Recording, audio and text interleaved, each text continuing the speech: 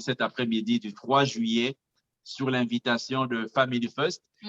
Family First, comme pour ceux qui ne le savent pas, c'est un ministère, c'est un service que le Seigneur a mis dans notre cœur pour pouvoir être au service des familles, être au service des couples, être au service de ceux qui se préparent à se marier. Parce que nous savons que l'institution du mariage, c'est l'institution qui a été mise en place par Dieu lui-même. Amen. Et quand je pense à notre thème d'aujourd'hui, je pense à Adam, à qui Dieu remet le jardin d'Éden. Il dit, écoute, tu peux gérer tout ça, tu peux nommer tout ça, tu peux en faire ce que tu veux. Mais il a trouvé bon d'amener Ève. Il s'est dit, écoute, tout ça est très beau, mais sans Ève, ça ne marcherait pas. Donc, il a mis Ève à côté de Adam pour pouvoir gérer, co-gérer. Ce sont des co-gestionnaires. Alors, dans notre parcours de la vie, il y a des hauts et des bas, c'est sûr. Il y a des situations qui peuvent se présenter où nous ne sommes pas à l'aise dans la gestion de ce que le Seigneur a mis dans notre main, que ce soit en termes de talent, en termes de dons, en termes de travail, en termes d'études. Et c'est toujours bon d'avoir comme un enseignement, une connaissance qui vient des gens qui ont pris le temps de pouvoir approfondir la question, n'est-ce pas? Chacun de nous a des forces.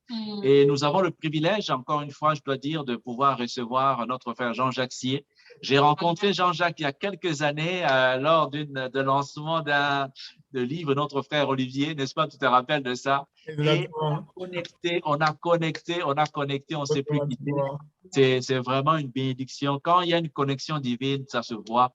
C'est que le Seigneur vous met ensemble pour un objectif. Amen. Une rencontre, ce n'est jamais pour prendre un café seulement. Ce n'est pas seulement pour se dire bonjour, se partager les nouvelles, le beau et le beau temps, mais c'est vraiment pour une mission. Et aujourd'hui, c'est vraiment, je rends gloire à Dieu pour cette opportunité que nous avons de partager, de travailler ensemble de manière vraiment très, très, très intime. En tout cas, je laisse la parole à Joël, qui est ma tendre et chère épouse, qui est mon soutien, mon aide, qui dans tous les jours, elle est là pour m'encourager, même quand je suis dans le creux, elle dit, tu vas y arriver. Donc, à toi la parole. Amen. En tout cas, le Seigneur nous a bénis d'avoir notre frère Jean-Jacques. Moi, le peu de fois qu'on se rencontre, c'est toujours la passion de Christ qui sort de lui. On se rencontre par rapport à notre soif de faire l'évangélisation, d'aller raconter, d'annoncer la bonne nouvelle de Christ. Non seulement le Seigneur l'a béni avec la connaissance sur les finances, mais c'est un frère qui a la soif de voir des vies venir transformer, d'aller prêcher, annoncer la bonne nouvelle partout où il est vraiment un frère qui dégage l'amour de Christ, la soif de voir les gens vraiment de sortir des ténèbres, venir à la lumière. Et donc, à chaque fois qu'on s'est rencontrés, ce n'est que la joie qui déborde de lui. J'aime sa famille, elle a une épouse merveilleuse avec des enfants merveilleux. Donc, on est béni, l'Éternel nous a bénis de t'avoir aujourd'hui. Et je suis sûre que même les problèmes qu'on vient de rencontrer techniques, c'est que tu as un message qui va libérer les familles. Donc, il est vaincu. On est vraiment à l'écoute de ce que le Seigneur t'a béni à nous partager aujourd'hui. Que Dieu te bénisse. Juste peut-être pour compléter, en tout cas, la présentation de Jean-Jacques. Jean-Jacques, c'est quand même c'est un auteur, donc je vais vous présenter ses livres. J'en ai deux présentement. Il y a Comment écrire un livre et devenir prospère, qui est disponible sur Amazon. C'est un petit livret très, très, très pratico-pratique pour pouvoir accompagner les gens à pouvoir écrire leur bouquin. Parce que dans sa vision, il dit que chacun de nous a une histoire à raconter. Chacun de nous a une solution à donner à l'humanité. Donc, si tu le mets par écrit, tu es une bénédiction pour les autres. Et non seulement ça, tu peux recevoir, bien sûr, en retour, de l'argent qui te permet aussi d'être encore une source de bénédiction pour les autres. Donc, c'est vraiment une vision qui m'a beaucoup frappé par rapport à Jean-Jacques. Le deuxième bouquin que je veux présenter, c'est vraiment Jean-Jacques qui a écrit La fin de l'esclavage financier. Dès que j'ai eu ce bouquin entre mes mains, je me suis dit, waouh, j'ai eu de la misère à le lire parce que j'étais moi-même dans un processus, je me posais des questions sur mes finances, les finances familiales.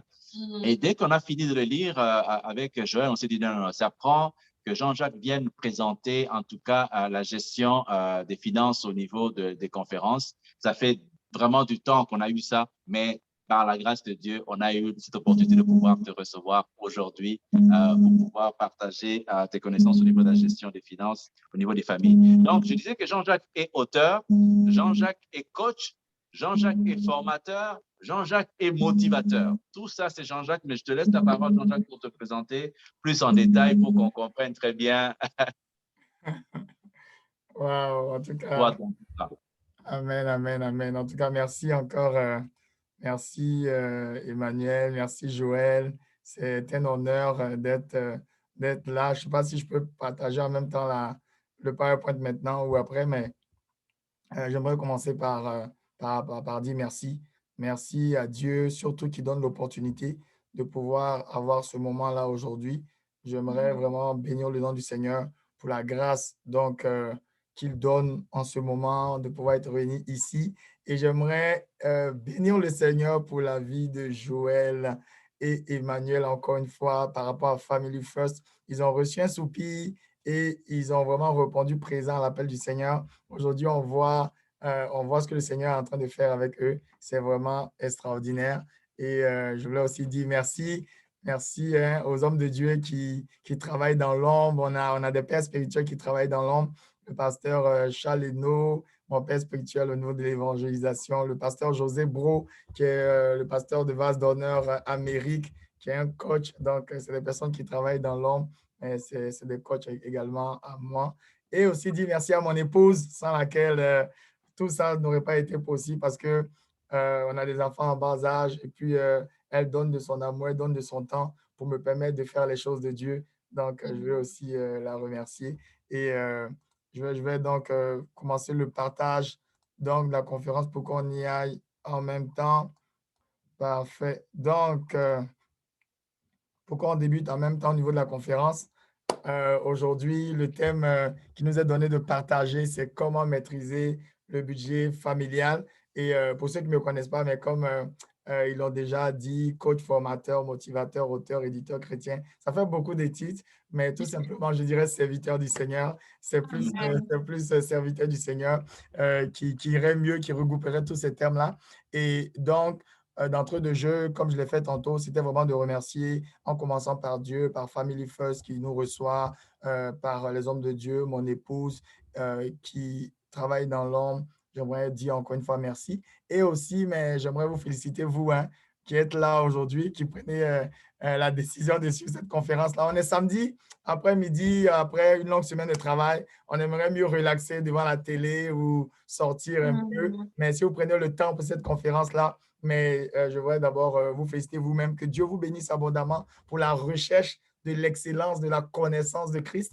Alors, que Dieu vous bénisse abondamment. Et je suppose que si vous êtes là, effectivement, mais vous êtes à la recherche de certaines solutions et des solutions surtout au niveau de la maîtrise de votre budget familial. Alors, moi, j'aimerais vous dire que c'est possible. C'est possible. Et chaque fois que je dis c'est possible, c'est parce qu'il y a une raison. Et la raison, elle est vraiment simple. La raison, c'est que, mais tout comme vous, moi également, écoutez, de la maternelle au lycée, on m'a dit, je sais pas, on m'a dit, va à l'école, un diplôme, après ça, tu auras un travail, tu vas devenir riche et heureux. Alors, moi, j'étais content, j'ai épousé cette idéologie-là. Et puis, go, je suis allé compléter les diplômes. Alors, j'ai fini avec une maîtrise en sciences de gestion, un DESS en finance, donc passionné de finance, d'économie. Et puis là, après ça, mais j'obtiens mon emploi, comme on dit chez nous en Côte d'Ivoire, jeune cadre dynamique. Et puis là, je veux gravir les échelons. Je donne le 200%, temps supplémentaire, toutes ces choses-là. Mais au final, j'ai plusieurs awards que je collecte. Comment dirais-je? Le Finance President Award, ça m'a valu d'aller en Chine pour faire une formation. West Africa Diamond Award, toutes ces awards-là, je les avais. Et pour une jeune carrière, c'était wow. C'était wow. Tout se passait très bien. J'étais motivé, j'étais fier. Mais dans cette jeune carrière que je débute, il y a quelque chose qui commence à attirer mon attention. Il y a un petit hic. Donc, je pourrais dire, toute cette présumée gloire d'être vu, d'être apprécié par mes superviseurs et autres, il y a vraiment quelque chose qui vient me chercher. Et cette chose-là, c'est qu'il y a quelque chose qui ne fonctionnait pas du tout. Alors là, pas du tout. Et c'était quoi qui ne fonctionnait pas? Mais à la fin du mois, quand on me payait, mais j'avais l'impression de payer tout le monde sauf moi-même. Alors qu'on m'avait dit je serais riche et heureux avec un emploi. Alors, bon, je faisais ça, mais je recevais l'argent, mais il ne me restait plus rien à la fin du mois. Et je me disais, mais qu'est-ce qui se passe? Je paye, il faut donner l'argent au propriétaire, il faut payer ça. Il y a les imprévus qui viennent au niveau des familles, des amis, des sollicitations. Après, il ne restait plus rien. Et là, je me suis posé cette question de savoir, mais comment je fais pour régler cette situation? Alors, tout ce qui va suivre là est parti, si on veut dire, de cette interrogation-là intrinsèque. Alors, je commence à la première solution que je trouve, c'est OK, donc il me faut plus d'argent puisque j'en manque. Donc là, je me lance dans plusieurs business. Je vends des œufs, je vends des boubous de femmes, je vends des mèches de femmes. Wow, ça, c'était un business qui a tellement marché. Les mèches humaines, là, wow, les femmes, elles en raffolaient. Et en ce moment, c'était vraiment cool. Donc, l'objectif pour moi ici, c'était seulement de devenir riche. Mon objectif, c'était d'avoir plus d'argent, plus d'argent. Et donc, finalement, mais je ne vais pas plus loin avec ça. En Côte d'Ivoire, il y a certains remue-ménages au niveau de la politique. Finalement, je prends une décision. Je me dis, mais comment faire d'autres pour avoir de l'argent? Et j'approche un ingénieur en informatique dans mon travail. Il me dit, non, il faut faire des vidéos sur YouTube. En ce moment, je n'étais pas encore là. Je ne voulais pas être vu, tout ça. Donc, je trouve qu'il n'y a rien que je puisse vraiment faire dans mon entendement. Et donc, je dis, bon, OK, j'accepte de finalement d'immigrer au Canada parce que j'avais débuté puis j'avais arrêté ma procédure, mais finalement, je la réactive. Et puis, je me dis, avec la crise, la pseudo-guerre civile que la Côte d'Ivoire a connue, il faut que je parte. Et là, donc, le 6 septembre 2013, je prends la décision de m'en aller. En sortant ce jour-là de la chambre, Liliane est couchée, elle est en pleurs avec mon premier garçon. Elle est en grossesse de notre deuxième fille et je la laisse, je sors de la chambre, elle est en pleurs. Et au moment de passer la porte, mon fils, il se lève et puis me dit, papa, ne t'en fais pas, vas-y, je vais m'occuper de maman. Quand tu seras prêt, reviens nous chercher. Il avait 2 ans quand il me disait ça. Et je sors de la chambre, je suis brisé à l'intérieur, mais je me dis, Seigneur, je sais que tu veux faire quelque chose avec tout ça. Donc, fortifie-moi, fortifie Liliane. Donc, je pars pour Montréal. Et quand j'arrive, automatiquement, mais je venais pour chercher quoi? Pour chercher un meilleur emploi, un meilleur salaire, une meilleure vie. Et j'arrive, je me rends compte que mais c'est beaucoup plus difficile ici. Le travail est difficile. Oui, c'est bon, on a un salaire plus intéressant, mais les charges aussi sont plus intéressantes qu'en Afrique. Donc, finalement, il ne reste toujours plus rien. Je me dis, mais non, je n'ai pas fait tout ça pour rien. En cherchant des solutions, je vais tomber sur une organisation qui travaille dans les finances également. Et eux, ils vont me mettre en contact avec un auteur qu'on appelle Robert Kiyosaki, Père riche, Père pauvre. Et en lisant ce livre-là, mon entendement est bouleversé. Et lui, qu'est-ce qu'il va faire? Il va venir me faire comprendre simplement qu'il y a 4 façons légales de faire l'argent. On m'avait parlé d'une façon d'avoir un diplôme et de devenir salarié, mais il y en avait d'autres. Et la première façon, comme salarié, mais je ne vais pas lire, là vous le voyez, mais en fait, l'élément principal pour un salarié, c'est qu'il travaille dans le système de quelqu'un d'autre qui est son employeur. Alors également, on me dit qu'on peut avoir aussi des revenus comme travailleur autonome, c'est-à-dire être le système soi-même. On peut aussi travailler comme avoir des revenus comme propriétaire d'entreprise. Également, qu'est-ce que le propriétaire d'entreprise? Mais lui, c'est simple. Lui, il crée, il possède et il contrôle un système. Et la dernière façon, mais c'est comme un investisseur. Alors lui, qu'est-ce qu'il fait? Simplement, mais lui, il investit l'argent dans le système des autres, dans le système d'autres personnes. Et moi, quand je vois ce tableau-là, je me dis, waouh, on m'avait seulement montré une seule possibilité de générer légalement des revenus. Alors là, je me dis, non, je fais un constat. Et mon constat est simple.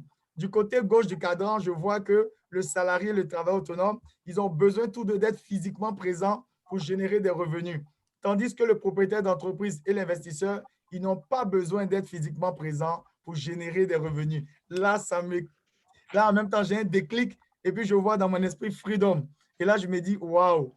Alors, je savais maintenant ce que je ne voulais plus et je savais exactement ce que je voulais. Et dans ma vision, il fallait donc créer, posséder et contrôler tout un système. Et en même temps, à partir de cette étape-là, j'ai un feu qui brûle en moi. Donc, moi, je suis un passionné d'évangélisation en Côte d'Ivoire. J'arrive au Canada, je me dis, Seigneur, non, enlève ce soupir de moi, rends-moi riche, je vais financer l'évangélisation. Envoie Joël, allez évangéliser, moi, laisse-moi, je vais être juste payé pour que les autres partent. Le Seigneur, donc en ce moment, je suis en plein dans cette dynamique-là. Et puis, je n'avais pas d'argent en ce moment-là, mais j'avais très faim. Et puis, j'étais à la recherche vraiment de solutions pour générer des revenus. Et puis, qu'est-ce que je fais? Mais je vais aller prendre des cartes de crédit pour payer des formations. Je vais vouloir aller vite et trouver très vite des solutions. Et la solution que je vais trouver, je vous dis, et ça, c'est un secret que je vous donne, Vous pouvez l'utiliser comme ne pas l'utiliser, mais ça va faire une grosse différence dans tout ce que vous aurez à faire à partir de cette journée-là dans votre vie financière. C'est que j'ai découvert que finalement, dans tout le monde des finances, il y a une seule chose qui prévaut, c'est de trouver des solutions aux problèmes des autres. De trouver des solutions aux problèmes des autres. Jésus en a tellement parlé que le monde nous l'a présenté différemment, mais Jésus avait dit, celui qui veut être plus grand, il faut qu'il serve les autres. Et on voit que dans la vie, on a des services et des produits. Donc, le service, c'est ça, servir les autres. Et donc, dès que je capte qu'il faut trouver des solutions aux problèmes des autres, automatiquement, moi aussi, tous les soupirs que Dieu a mis dans mon cœur vont prendre une autre tournure. Alors, je publie donc la fin de l'esclavage financier le 4 juillet en cherchant toujours des solutions. Donc, après la fin de l'esclavage financier, c'est vrai, le livre Family First l'a dit, hein, il aura un grand impact. Il sera vendu en Asie, en Amérique, en Europe, en Afrique, avec plusieurs interventions avec ce livre-là. Après, je publie encore Size of a Born Again, un livre en anglais, toujours par rapport à ma foi chrétienne, partager les solutions aux nouveaux, aux personnes qui sont gagnées à Christ nouvellement. Ensuite, je vais pour comment écrire un livre et devenir prospère parce que les gens commencent à me demander comment tu as fait pour publier 2 livres en 6 mois. Alors, je me dis, ah, mais donc c'est qu'il y a un problème à résoudre. Je vais donc pour mon 3e livre. Ensuite, je vais pour mon livre qui est le soupir de mes soupirs, le salut des âmes. Donc, avec Aloin Prêchon également, qui devient best-seller en 2020. On a plus de 6000 téléchargements avec ce livre-là. Et puis, ensuite, le dernier en décembre 2020, 30 jours pour augmenter vos ventes également. Tu reportes toujours un soupir de sortir les familles de l'esclavage financier. Et donc, avec tous ces soupirs-là, parallèlement à ça, mais je vais vouloir aller plus loin dans l'excellence et la qualité de ce que je peux offrir comme service aux gens. Je vais voir qu'il y a John Maxwell qui est en même temps coach, mais qui travaille en même temps au salut des âmes. Il a une façon de faire les deux en même temps. Donc, je joins John Maxwell. Je deviens donc représentant international de John Maxwell en tant que coach exécutif et puis spécialiste en leadership dans le monde, dans son organisation. Et cela me permet de lancer donc des entreprises de coaching, de formation, d'aider plusieurs personnes au niveau de lancer leurs livres et tout. Et donc, pourquoi je vous explique tout ça? Parce que maîtriser son budget familial fait partie d'un ensemble de solutions, en fait. Alors, on ne peut pas juste parler de la maîtrise du budget sans parler de ce qui est le plus important, c'est de sortir de l'esclavage financier. Et donc, avant donc de parler de comment sortir de l'esclavage financier, en débutant bien sûr par maîtriser son budget, je vais vous montrer les objectifs de cette conférence-là qui m'ont été donnés vraiment par Family First avec les différentes interventions que les gens leur posaient comme questions. Alors, on va voir la vision de Dieu vraiment pour les finances. On va voir vraiment les principes de la gestion budgétaire d'une famille chrétienne. On va voir aussi ce qu'on n'apprend pas nécessairement à l'école concernant l'argent. On va voir les cas pratiques par rapport au budget familial. Il y a différents types d'argent aussi. On va savoir pourquoi il y a différents types d'argent et puis quels sont ces types-là. On va voir également comment établir un budget équilibré et on va voir également mais par où commencer tout ça. On va le faire ensemble. Il y aura des questions certainement. Je pense que Joël Emmanuel, vous pourrez m'arrêter au besoin s'il y a des questions. Je suis vraiment ouvert à ça. Mais aussi, je pense qu'il y a une période de questions aussi à la fin. Oui, oui. Vous pourrez garder vos questions également. On invite les gens à écrire au fur et à mesure dans le chat aussi des questions. Comme ça, on pourra revenir là-dessus à la période des questions. Parfait. Parfait. Donc, on va commencer par la vision de Dieu pour les finances. Le Saint-Esprit vient de me donner une idée. Écoutez, je suis un gars passionné. Quand je commence, je m'en vais. Si je parle trop vite, laissez-moi savoir. Si je suis trop emballé aussi, laissez-moi savoir. Je vais essayer d'aller calmement. Mais bon, c'est ça. C'est la passion qui fait ça. Alors, c'est quoi la vision de Dieu pour les finances? Et là, c'est vraiment... Moi-même, j'ai été délivré de ça. Et puis, j'aimerais d'abord commencer par ça. La vision de Dieu pour les finances, elle est toute simple. L'or et l'argent appartiennent déjà à Dieu. Souvent, quand on va au travail, qu'on a un salaire, on pense qu'on a le salaire et on donne le 10% à Dieu. Donc, c'est comme si c'est notre argent et on en redonne à Dieu. Non, ce n'est pas du tout vrai.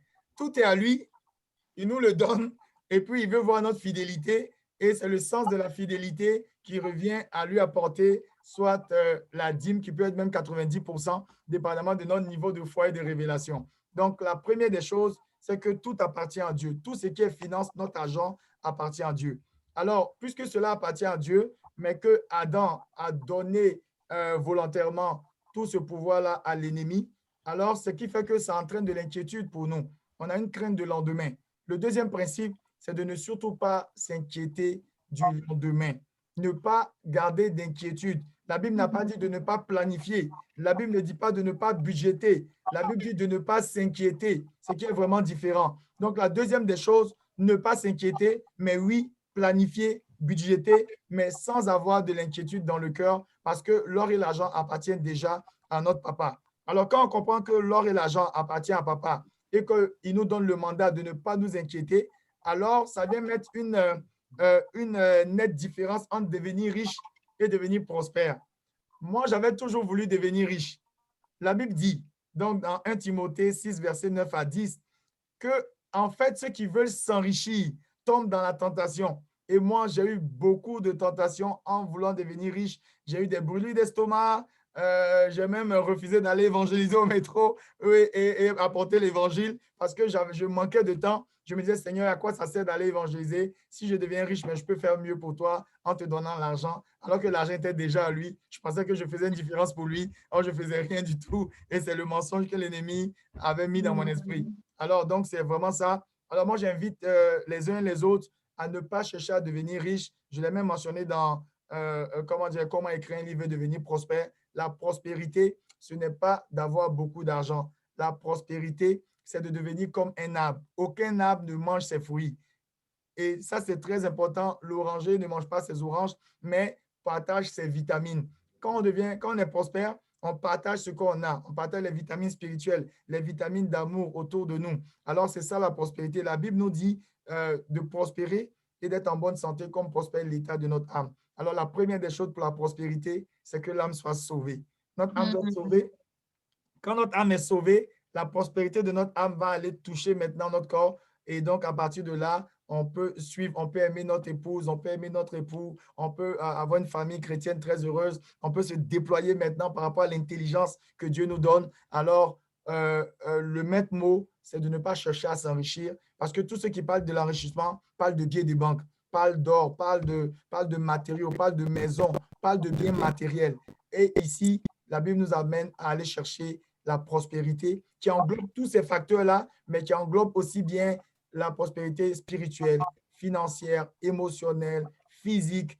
Et donc, on pourra aller dans le détail plus tard pour savoir comment ça fonctionne, mais ce n'est pas le but aujourd'hui. Donc, on va continuer. Alors, quelle est la situation actuelle des familles chrétiennes? Mais c'est simple, la majorité des familles chrétiennes ont un emploi salarié. OK?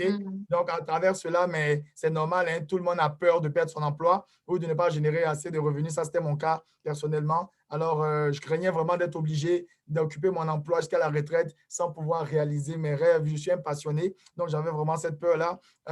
Les salariés, en fait, ils manquent aussi d'argent pour faire face à leurs charges mensuelles. C'est normal. J'en ai parlé pour mon cas et aussi de rembourser leurs dettes. Il manque de flexibilité. Ce n'est pas possible d'aller voir son employeur demain pour dire, OK, donne-moi 2 mois de vacances parce que je veux prendre du temps pour moi. Ce n'est pas possible. Il manque de temps pour passer des moments de qualité avec leur famille. C'est vrai qu'on manque d'épargne aussi, c'est normal, parce que le revenu lui-même, le salaire, a un caractère insuffisant. Le salaire, par définition, a un caractère insuffisant. Donc, ça nous amène à manquer d'épargne. Et aussi, mais on manque de temps. On manque de temps parce qu'on travaille à peu près 40 ou 35 heures par semaine. Alors, ça a des conséquences vraiment sur nos vies. Et la première conséquence, c'est qu'on vit sous la pression. On vit sous pression toute la vie. Pression, on est vraiment frustré également de ne pas pouvoir vivre de notre passion. Waouh, que j'étais frustré. Je dormais souvent avec des larmes aux yeux. Je dis, Seigneur, je veux vivre de ma passion. Comment je fais? Frustré vraiment de manquer d'argent. C'est frustrant quand on manque d'argent et de temps. C'est vraiment frustrant. Vraiment frustrant. Et puis, on manque surtout de motivation pour aller au travail le lundi. Dimanche, j'avais vraiment un malaise incroyable parce que je me disais, waouh, encore aller au travail le lundi. Et ce n'était pas évident. On manque d'épargne, ça, je l'ai déjà dit. Et le problème ici, c'est que même en restant en emploi, mais notre sécurité ou bien notre retraite est quand même menacée. On quitte son emploi pour 3 raisons. Soit on est débauché, on va ailleurs, soit on va à la retraite ou soit on nous fout dehors. Donc, ça fait que il y a 3 raisons pour lesquelles on quitte un emploi et on est toujours menacé quand même. Et puis, ça fait qu'on n'a pas quand même du temps pour s'auto-former sur ce qu'on a envie de faire, sur notre intelligence financière, en fin de compte. Mais tout ce que les chrétiens ont comme solution, quand je remarque, ils retournent à l'école, avoir un autre diplôme, aller chercher un autre emploi et juste reprendre la même roue. Combien de temps cela dure? Écoutez, combien de temps cela dure? C'est simple dans la Bible. J'ai une histoire où il y a un jeune homme dont les parents ont envoyé pour aller apporter de la nourriture à ses frères. Et il arrive pendant 40 jours, il paraît que pendant 40 jours, il paraît qu'il y avait un Amalécite qui sortait, non, pardon, un Philistin plutôt qui sortait, qui s'appelait Goliath, et puis qui faisait quoi? Pendant 40 jours, et qui les humiliait, qui les humiliait, qui les humiliait, qui les humiliait. Il les a humiliés pendant 40 jours. Ils n'ont jamais pensé qu'à côté d'eux, il y avait un jeune homme de 17 ans qui pouvait les délivrer de cette honte-là. Mais ils regardaient la grosseur de Goliath au lieu de regarder à la solution que Dieu donnait. Et donc, aujourd'hui, nous aussi, mais on va aller chercher le David du quotient financier pour pouvoir nous délivrer du Goliath de l'esclavage financier. Ça, c'est un réel problème dans la vie de tout le monde, particulièrement des chrétiens. Et puis, c'est un problème à adresser sérieusement. Mais je pense qu'avec le quotient financier, la solution de Dieu pour les finances, on est capable de vaincre ce Goliath-là de l'esclavage financier. Alors, il y a une raison principale à l'esclavage financier. La raison principale, elle est simple. La majorité donc, des familles chrétiennes ont une seule source de revenus. On ne peut pas se le cacher, c'est une évidence pour tout le monde. Alors, par rapport à ça, mais une seule source de revenus égale aussi manque d'argent et de temps. Si on manque d'argent et de temps, on a une insécurité financière automatiquement. Et c'est l'insécurité financière qui nous positionne en tant qu'un esclave financier.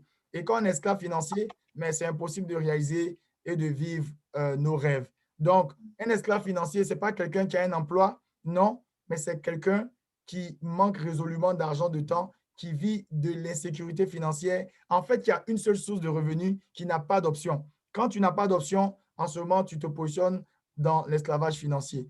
Alors, comment adresser cela? Mais il y a des solutions pour pouvoir adresser cela. Et la première solution, mais c'est vraiment investir en soi, développer son intelligence financière, prendre les commandes de son argent. Après, apprendre comment l'argent travaille, c'est très important, savoir comment l'argent travaille et finalement diversifier les sources de revenus. Donc, ça, c'est la solution pour sortir de l'esclavage financier. Nous, aujourd'hui, ce qui va personnellement nous intéresser aujourd'hui, c'est de travailler sur les 3 clés de succès. Donc, mais on va travailler sur l'une des clés, mais je vais vous présenter quand même les 3 clés. Alors, c'est simple. La première des clés, c'est de prendre le contrôle de son argent. Je l'ai mentionné tantôt. C'est ce qu'on va voir dans quelques instants. Ensuite, il faut travailler sur comment diversifier ses sources de revenus. C'est vraiment important. Et troisièmement, il faut bien créer, augmenter et multiplier ses revenus. Donc, voici un peu la solution en 3 points pour sortir de l'esclavage financier. Cette solution-là, elle marche, elle fonctionne. Et aujourd'hui, on va parler de prendre les commandes de son argent. Alors, comment on prend les commandes de son argent? Mais il faut remettre de l'ordre dans ses finances. Il faut remettre de l'ordre dans ses finances. Il faut élaborer un budget personnel ou familial. Donc, si on est marié, budget familial. Si on est fiancé, en cheminement, il faut beaucoup travailler sur le budget personnel déjà. Et puis, inviter notre futur époux, notre future épouse à travailler également sur son budget personnel. Et bien, si on est célibataire, mais il faut encore le faire plus. Il faut vraiment aussi travailler sur le budget personnel. Ensuite, il faut travailler à éliminer ses dettes, bien entendu, et puis commencer à mettre de l'argent de côté. Ça, c'est très important. Et pourquoi ça? Mais on va voir ici que, premièrement, mais prendre les commandes de son argent, en fait, revient à faire quelque chose de très important, à connaître l'alphabet financier. Qui a commencé l'école sans apprendre l'alphabet? Personne. Je me rappelle, j'étais allé à Accra pour apprendre l'anglais pendant 1 an. Et dès que j'arrive, moi, je vais apprendre l'anglais. On dit, OK, vous allez commencer par ABC.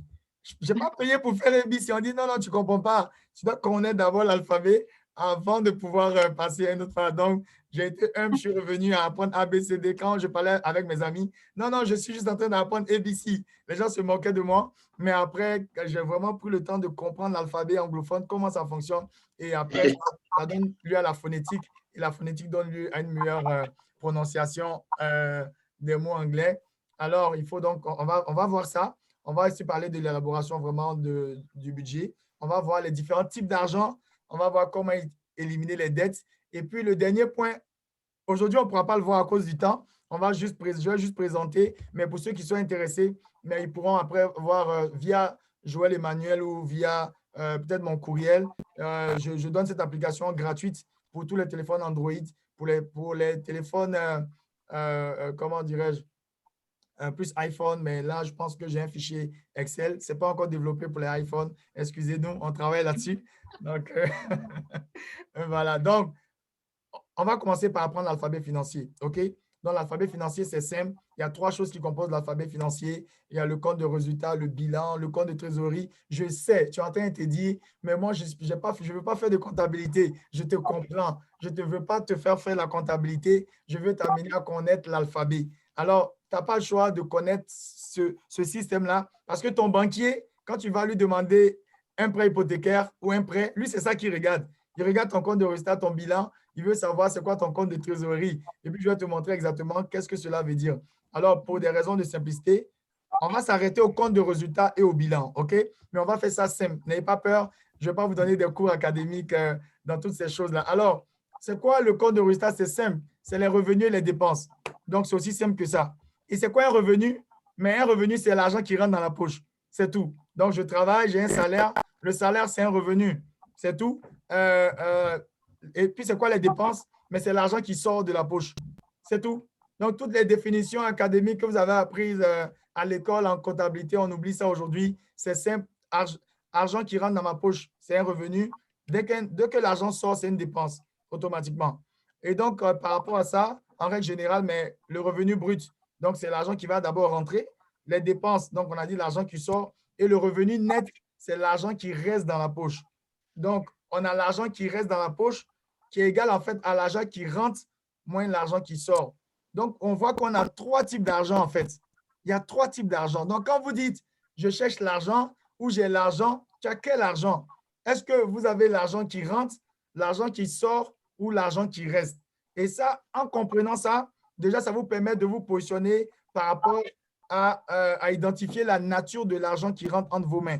Donc, c'est très important. Donc là, on vient de comprendre qu'il y a 3 types d'argent. On a l'argent qui rentre dans notre poche, on a l'argent qui sort de notre poche et on a l'argent qui reste dans notre poche. Et ça, c'est très important. Ensuite, on va arriver au niveau de l'actif et du passif. C'est quoi un actif? Mais un actif, c'est simple. Un actif, c'est le système ou c'est ce qui fait entrer l'argent dans notre poche. OK? Donc, j'ai une entreprise qui me permet, j'ai une maison en location. Donc, la maison en location me permet d'avoir un loyer à la fin du mois. Donc, la propriété que j'ai, la maison, mais c'est un actif. OK? Et puis, un passif, c'est quoi? Mais c'est ce qui fait sortir l'argent de la poche. Et je vais choquer peut-être certaines personnes. Est-ce que si j'ai une hypothèque dans laquelle je vis moi-même et qui m'amène à payer un loyer tous les mois, est-ce que c'est un actif ou un passif? OK, mais je vais analyser. Est-ce que mon hypothèque me permet d'avoir l'argent tous les mois? Si c'est non, mais que moi, je donne l'argent à la banque, donc ma maison devient passif. Et ça, c'est un choc vraiment pour plusieurs personnes qui pensent que la maison est un actif. La maison, c'est d'abord un passif. Mais la maison peut devenir un actif si à partir de ma maison, je développe une activité de ma maison qui me permet d'avoir des revenus. Donc, si je suis coach et que je travaille à partir de la maison, mais la maison est un actif pour moi parce que ça me permet d'avoir mon bureau à la maison et d'avoir des clients que je gère depuis la maison et de pouvoir avoir des revenus. Donc, voici un peu la définition de actif et de passif qui nous permet de savoir un peu la provenance ou bien la destination, bien sûr, de notre argent ou de l'argent qui rentre dans notre poche ou qui sort également. Donc, le passif, c'est l'argent, c'est ce qui fait sortir. Donc, les dettes, les cartes de crédit. Quand j'ai une carte de crédit, si j'ai un solde de 1 000 $, ça m'amène à payer de l'intérêt à chaque fin de mois. La carte de crédit devient un passif. OK. Parfait. Donc, maintenant, on va voir comment donc on élabore un budget. Mais avant ça, j'ai une question pour tout le monde. Vous pourrez déconnecter, ouvrir vos micros. Je veux savoir à quoi sert le budget pour vous. À quoi sert le budget? À quoi sert le budget? Très bonne question. Oui, donc on peut ouvrir les micros. Vous pouvez ouvrir les micros. Ouvrez le micro, on peut répondre. Hein? On va commencer par celui qui a dit d'ouvrir les micros. HP, je pense que c'est toi, donc tu vas répondre le premier alors. Oui, oui, merci beaucoup. Je pense que vous m'entendez bien. Oui. Oui. OK. La question est à quel sert le budget? C'est-à-dire que concernant ce que vous venez de nous expliquer, est-ce que le budget va couvrir notre dépense dans la vie quotidienne et va aussi nous permettre d'investir tout ce que nous voulons dans la vie. C'est-à-dire que ça doit être nos revenus, comme vous avez dit, et ça doit être notre dépense, comme vous avez expliqué. C'est-à-dire que le budget va couvrir nos besoins et va couvrir nos dépenses aussi. Parfait. Merci. Merci, HP. Merci pour la réponse. En termes techniques, il n'y a pas comme de bonnes réponses. On peut avoir plusieurs bonnes réponses, mais il y a une réponse, OK? Donc, merci pour la réponse. Tu as donné une bonne réponse, mais il y a une réponse, en fait, c'est que dans le temps, je pensais que le budget était pour organiser mes dépenses. Je pensais que c'était à ça que servait le budget. En fait, le budget ne sert pas à organiser mes dépenses. Le budget sert à pouvoir faire deux choses très importantes, à prendre les commandes de mon argent et à me discipliner financièrement. Le budget sert à se discipliner financièrement. Parce que lorsqu'on aborde le budget comme étant un outil pour moins dépenser, j'expliquais à Emmanuel la dernière fois qu'en Côte d'Ivoire, quand je faisais mon budget, dès que mon fils était malade, je rentrais dans tous mes états. Comment tu peux être malade au milieu du mois? C'est impossible ça, hein? Il faut encore dépenser. Hein? C'est pas normal. Et puis le petit, il ne comprenait pas, mais il ne savait pas que papa avait une faiblesse émotionnelle par rapport aux finances. Et j'ai toujours pensé que le budget, c'était pour mieux dépenser. Non, le budget sert à me discipliner. Un peu comme on a du temps, on a 24 heures, mais sans discipline, on ne pourra rien faire. Il faut aussi discipliner son temps. Mais le budget sert à se discipliner. Et lorsqu'on se discipline financièrement, on prend les commandes réelles de notre argent. Et en ce moment, les dépenses, vous allez voir après que les dépenses, le thème dépenses va vraiment changer aujourd'hui pour vous parce que dépenses, on voit tout ce qui est négatif quand on voit dépenses. Non, les dépenses ne sont pas nécessairement négatives. Donc, il n'y a pas de budget pour éviter de dépenser, au contraire. C'est pour organiser tout ça, organiser nos finances et vraiment avoir de la discipline financière. Alors, comment est-ce que ça va se faire, donc, l'élaboration de ce budget? Ça va se faire en 4 points. Donc, il y a 4 points importants pour le budget parce que la plupart des personnes qui abordent le budget voient seulement revenus, dépenses, mais oublient qu'il y a actifs et passifs également qui rentrent là-dedans. Je ne vais pas nécessairement tout expliquer. Dans la fin de l'esclavage financier, je donne même les pages où j'ai pris le temps de développer c'est quoi un revenu gagné, c'est quoi un revenu passif, un revenu de portefeuille, des dépenses importantes. Il y a d'autres qu'on va voir comme dépenses importantes, urgentes et autres. Ça, c'est vraiment important aujourd'hui. Mais le budget va donc, on aura 4 points très importants qu'on va partager, c'est revenus, dépenses, actifs et passifs. Un budget qui n'a pas ces 4 points, qui a seulement revenus et dépenses, ce n'est pas un budget. Ce n'est pas un budget, on veut juste éviter de dépenser. Donc, ce n'est pas aussi la bonne approche. Mais si vous l'avez fait jusqu'à présent, la Bible dit sans tenir compte des temps d'ignorance. Donc, le Seigneur, il ne tient pas compte de ce qui est passé. Ce qui l'intéresse, qu'est-ce que je fais à partir de ce que j'ai su aujourd'hui, à partir de la connaissance que je reçois aujourd'hui. Donc, il n'y a pas de culpabilité, les frères et les sœurs. Je le disais juste pour taquiner, mais ce n'est pas plus grave que ça. On avance parce qu'on est sur la bonne voie avec le Seigneur. OK? Parfait. Donc, pour maîtriser le budget, il y a vraiment 2 règles importantes. La première règle, il faut contrôler les dépenses et réduire les passifs. Donc, ce n'est pas seulement contrôler nos dépenses, c'est aussi réduire les passifs. Et c'est quoi? Donc, c'est vraiment important. Il faut contrôler l'argent qui sort de notre poche. Il faut contrôler l'argent qui sort de notre poche et il faut arriver à diminuer ce qui fait sortir l'argent de la poche. Je prends un exemple. Si donc j'ai une carte de crédit, la carte de crédit fait sortir l'argent de ma poche. Il faut que je puisse réduire le solde de ma carte de crédit, mais en même temps, il faut que je puisse contrôler l'argent qui va sortir. Donc, c'est ce qui amène souvent à pouvoir donc magasiner, comme on dit. J'ai 2 fournisseurs, c'est quel est le rapport qualité-prix, et puis je pense que celui est plus avantageux pour moi. Le plus avantageux peut être plus cher pour moi. Ça ne veut pas dire que je dois prendre le moins cher nécessairement, non, mais ça peut être plus cher parce que peut-être que par rapport à mes objectifs personnels, mais le plus cher est plus intéressant dans le moment. Donc, ne voyons pas trop le thème diminuer la dépense qui est l'élément capital. Ici, diminuer la dépense n'est pas l'élément capital. C'est l'objectif qu'on recherche qui devient l'élément capital. De telle sorte que le budget de Joël et Emmanuel n'est pas, en fait, ne suit pas la même dynamique que le budget de Liliane et Jean-Jacques. On a les principes directeurs, mais on a des objectifs différents. Et par rapport à chaque objectif, on va aller pour un budget. OK? Donc, la deuxième règle, il faut augmenter ses revenus en augmentant, bien sûr, ses actifs. Alors, moi, avant, je disais à Liliane, j'ai besoin d'argent, il faut d'argent, bébé, il faut qu'on ait de l'argent. Depuis que j'ai compris ces choses-là, chaque fois qu'on parle d'augmenter des revenus, j'ai dit à Liliane, il nous faut de nouveaux actifs. Il nous faut des actifs. Parce que l'actif fait entrer l'argent dans ma poche. Donc, ne cherchons pas l'argent. Cherchons à développer des actifs. Parce que quand on a un actif, l'argent va suivre automatiquement. Donc, il faut développer des actifs et l'actif fait entrer l'argent dans la poche. Alors, comment se présente donc le budget?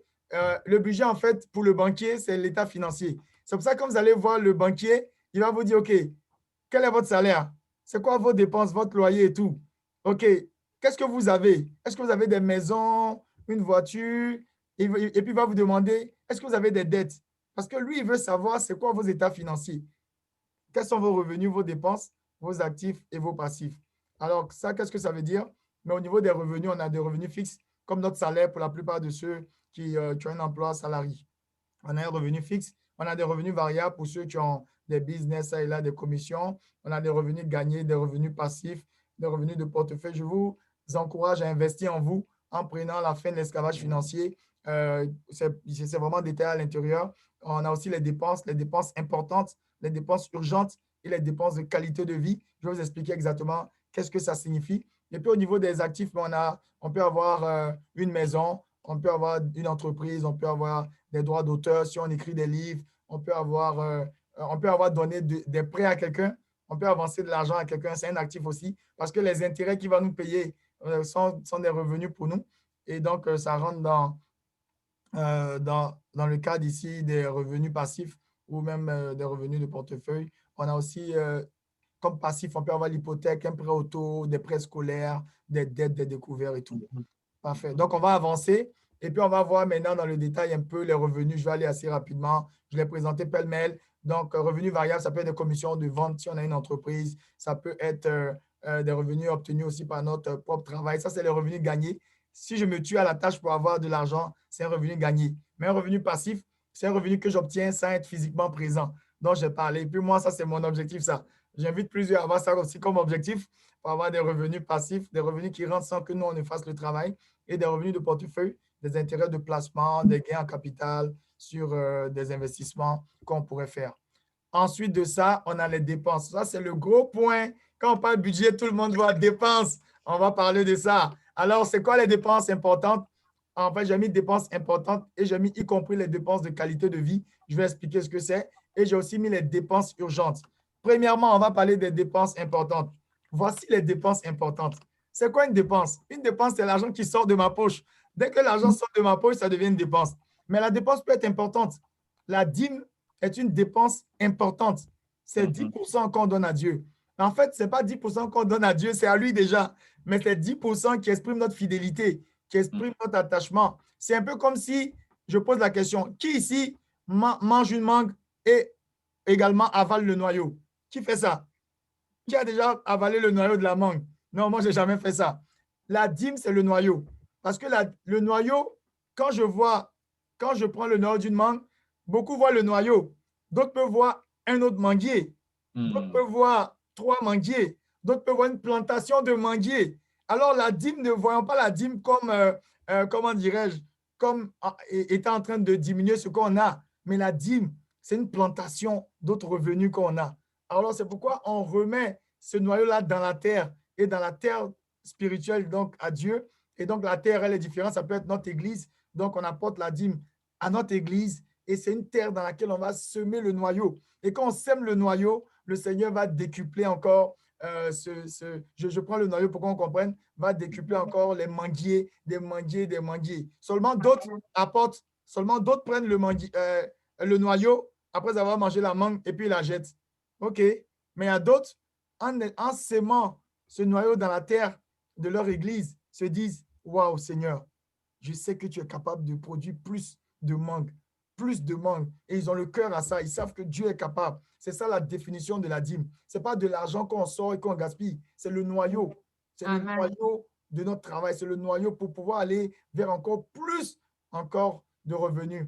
Alors, on a aussi les offrandes. J'ai mis des pourcentages. Ne vous arrêtez pas à ça. La fin de l'esclavage financier est un livre que j'ai écrit sans ajouter de versets bibliques. Quoique c'est un livre qui est fondé sur la Bible. J'ai mis 1% pour ne pas effrayer les personnes qui allaient lire, mais on sait très bien que pour les offrandes, on peut aller à 5%, on peut aller à plus. Il y a aussi l'épargne.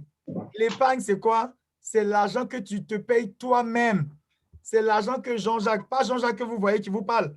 Jean-Jacques, c'est l'être intérieur à qui Dieu a donné des projets.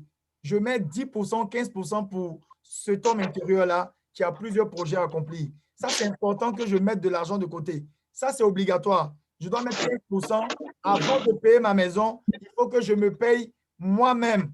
Il faut que je paye Jean-Jacques d'abord. Ça, c'est important. Ensuite, les dépenses de qualité de vie. C'est quoi les dépenses de qualité de vie? Les dépenses de qualité de vie, je vais les détailler un peu plus bas. Je donne 3%, mais c'est simple. C'est tout l'argent qu'on met de côté pour pouvoir agrémenter notre vie de couple. Ou ben, même si on n'est pas encore marié, ce n'est pas grave, notre vie personnelle. C'est l'argent des restaurants, c'est l'argent pour les vacances, c'est l'argent qu'on met de côté pour avoir une qualité de vie avec son épouse. Sinon, on finit par être pingre, on finit par devenir avare. On ne veut plus sortir de l'argent pour se faire bien, acheter des habits.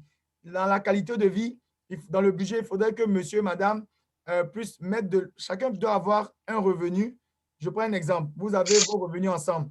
Vous devez être capable, chacun, d'avoir un montant d'argent. Ça peut être 50 $, ça peut être 100 $, que l'autre conjoint ne contrôle pas.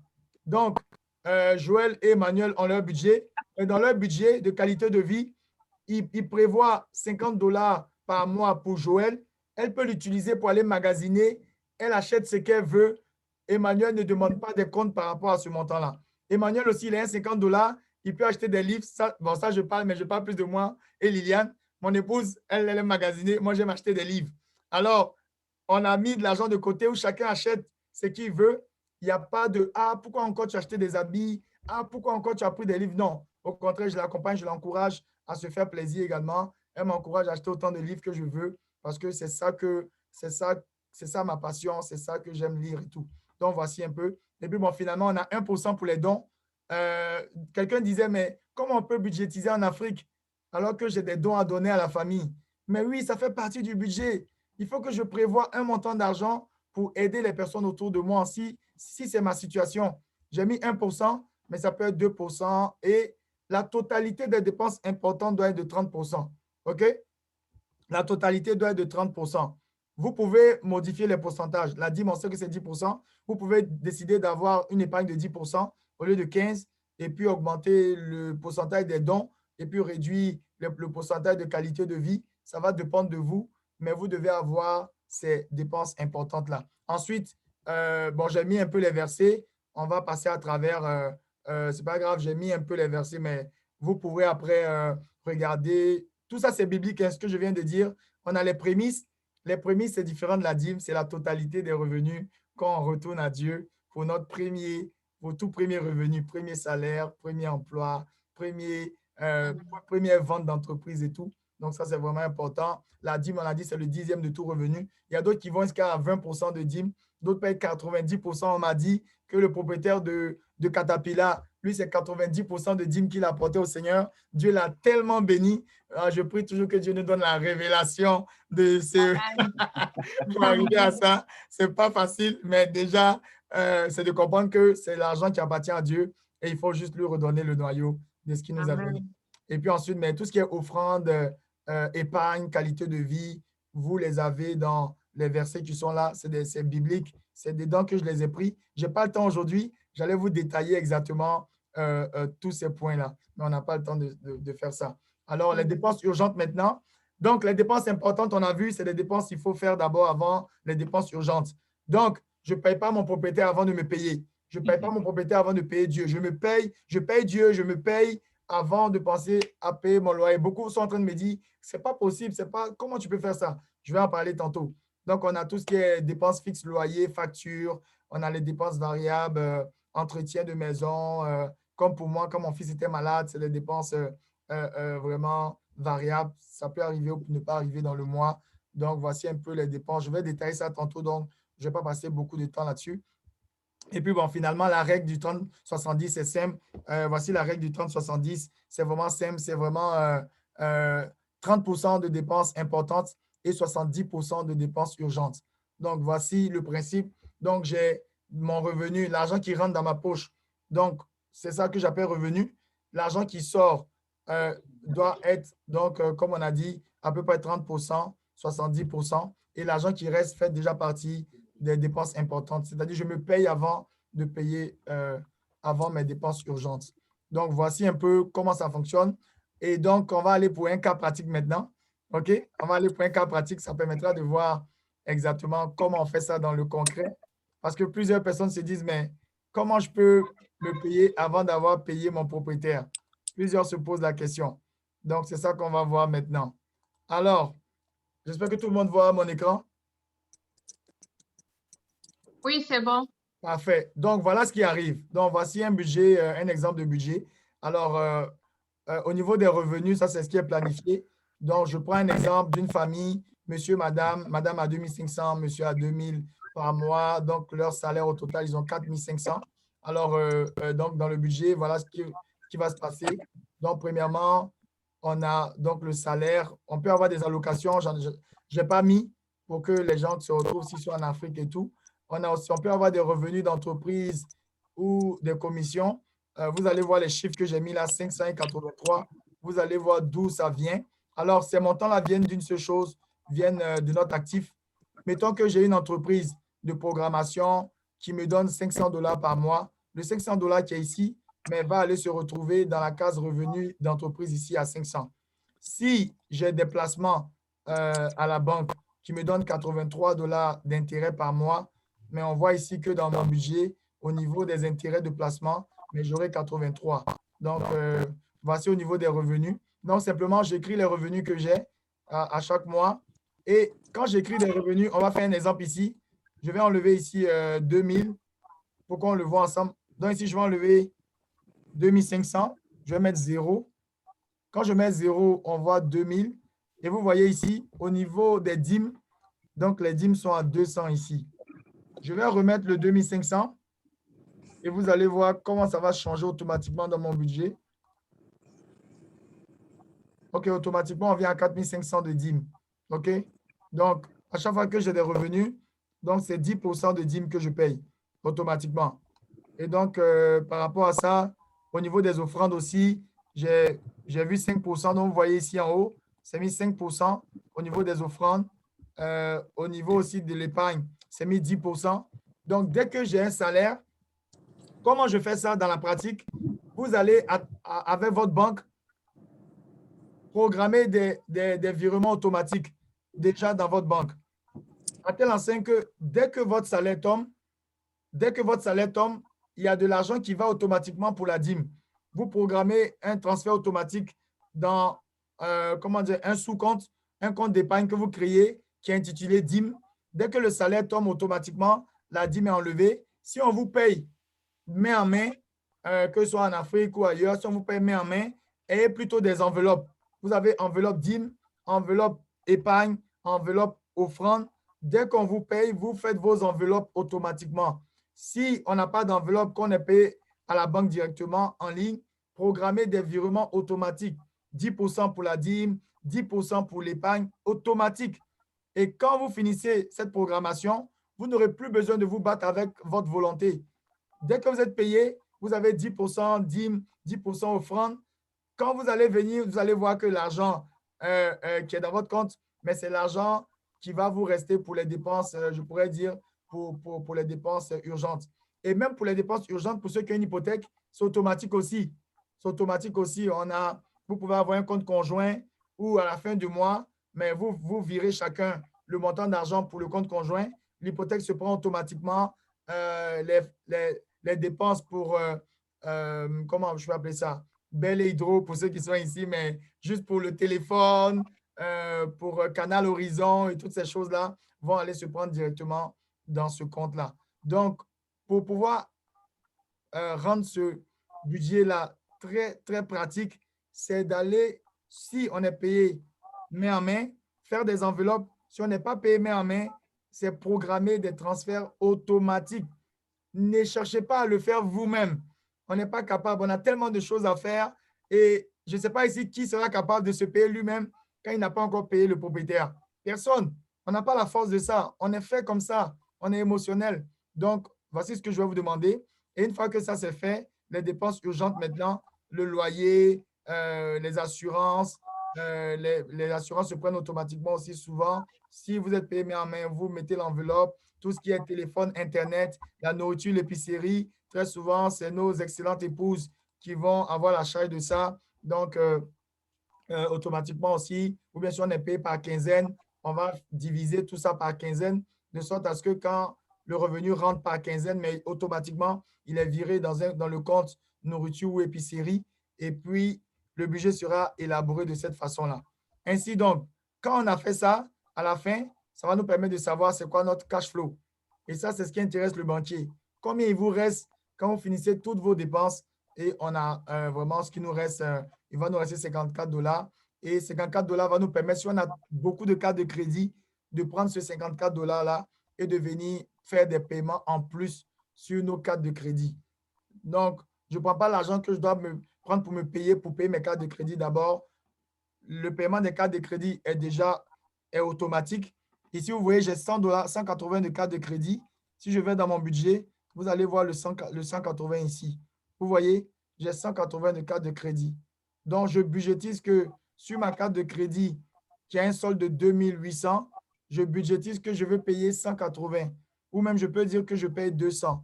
Si je modifie à 200 ici, vous allez voir ici que le montant est passé à 200 ici dans mon budget. Donc, je décide de payer 200 au niveau de ma carte de crédit à tous les mois. C'est déjà programmé dans mon budget. Quand le moment arrive, je paye mes 200 automatiquement. Si à la fin du mois, j'ai un peu plus d'argent, je peux rajouter encore sur ma carte de crédit pour aller payer plus vite cette carte-là et puis l'annuler. C'est la même chose si j'ai un prêt étudiant, si j'ai d'autres types de prêts, c'est la même chose. Voilà, si j'ai une hypothèque aussi, l'argent du paiement est déjà programmé dans mon budget. Je le fais automatiquement. Si je suis payé encore, je répète, main en main, alors ce que je fais, c'est simple, je fais l'enveloppe déjà pour payer ma maison. Alors, voilà comment ça va fonctionner. Donc, votre budget doit être élaboré de cette façon-là. D'abord, les dépenses importantes. Payer Dieu, se payer soi-même, j'insiste. Ça, ce n'est pas facile. Il faut le faire automatiquement. Et puis ensuite, les dépenses de qualité de vie. Ce n'est pas de gros montants. Hein. J'ai mis 200 $. Ça peut être 100 $ par mois. On réserve 50 $ avec monsieur, madame pour aller au restaurant une fois par mois. Ça peut être une fois par trimestre. On n'est pas obligé aussi de le faire. Si je suis un couple avec mon épouse, on n'est jamais allé au restaurant. Quand on décide dans notre budget maintenant de mettre 2 restaurants l'année, on est passé de 0 à 2. C'est bon. On célèbre le 2. L'année prochaine, on va essayer de faire 3. On n'est pas obligé de faire beaucoup. Oui, c'est ça, on n'est pas obligé de faire beaucoup. Juste un restaurant au passage. Hein? Juste un petit cinéma au passage. Une fois dans l'année même, c'est bon. Et puis après, on peut faire 2, 3, 4. Voilà. Mais ne voyons pas les dépenses comme étant négatives. Non. Les dépenses, elles ne sont pas négatives. Il faut les créer et les organiser. Donc, voici un peu.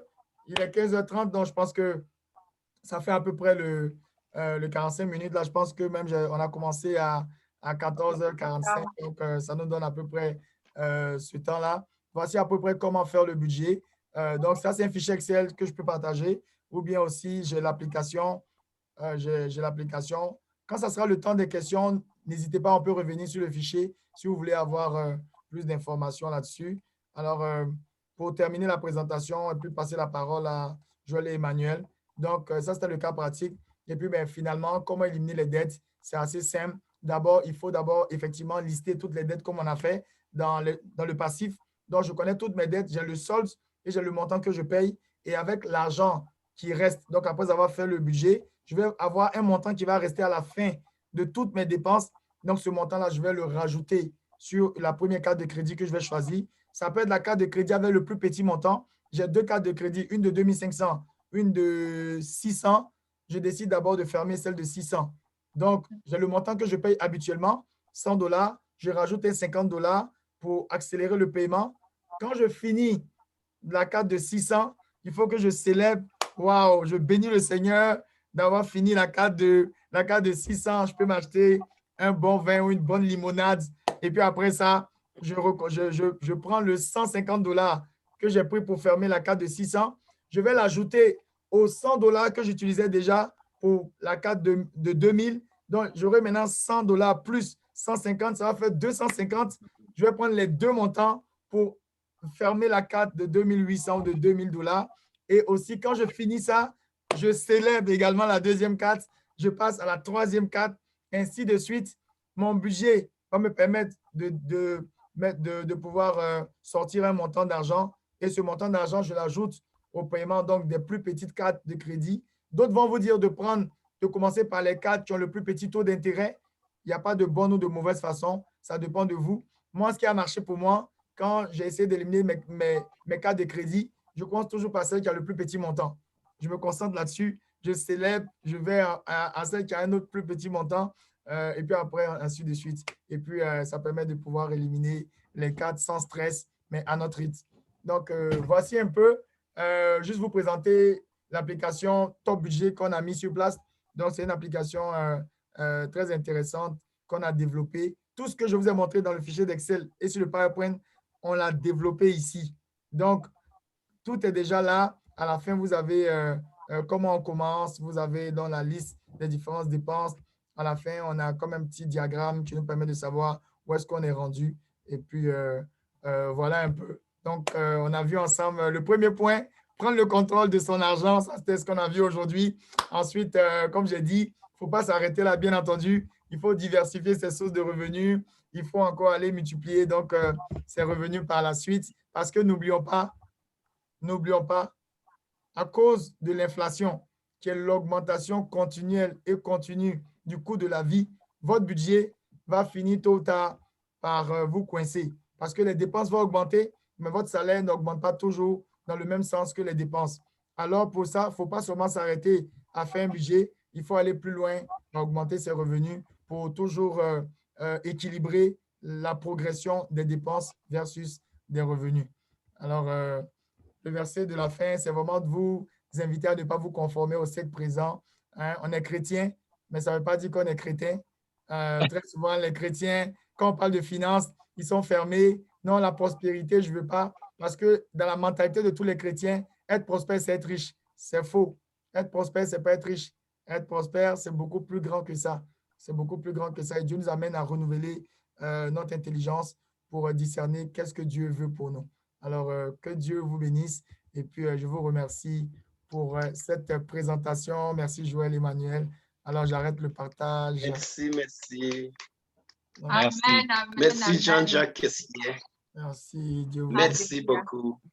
On savait que ça allait être une présentation vraiment qui va être nous bénir, nous amener une liberté. J'aime la façon que tu as écrit le livre, que c'est être libre. Lorsque tu as été libéré de cet esclavage, de cette mentalité de penser que être riche, c'est ça qui va t'apporter d'abord le bonheur. Être riche, c'est avoir beaucoup d'argent. C'est toute une révélation. Moi, je n'ai pas encore fini le livre, mais juste le peu que j'avais déjà commencé, je sentais que le Seigneur déjà amené une vérité à travers ce que tu partageais.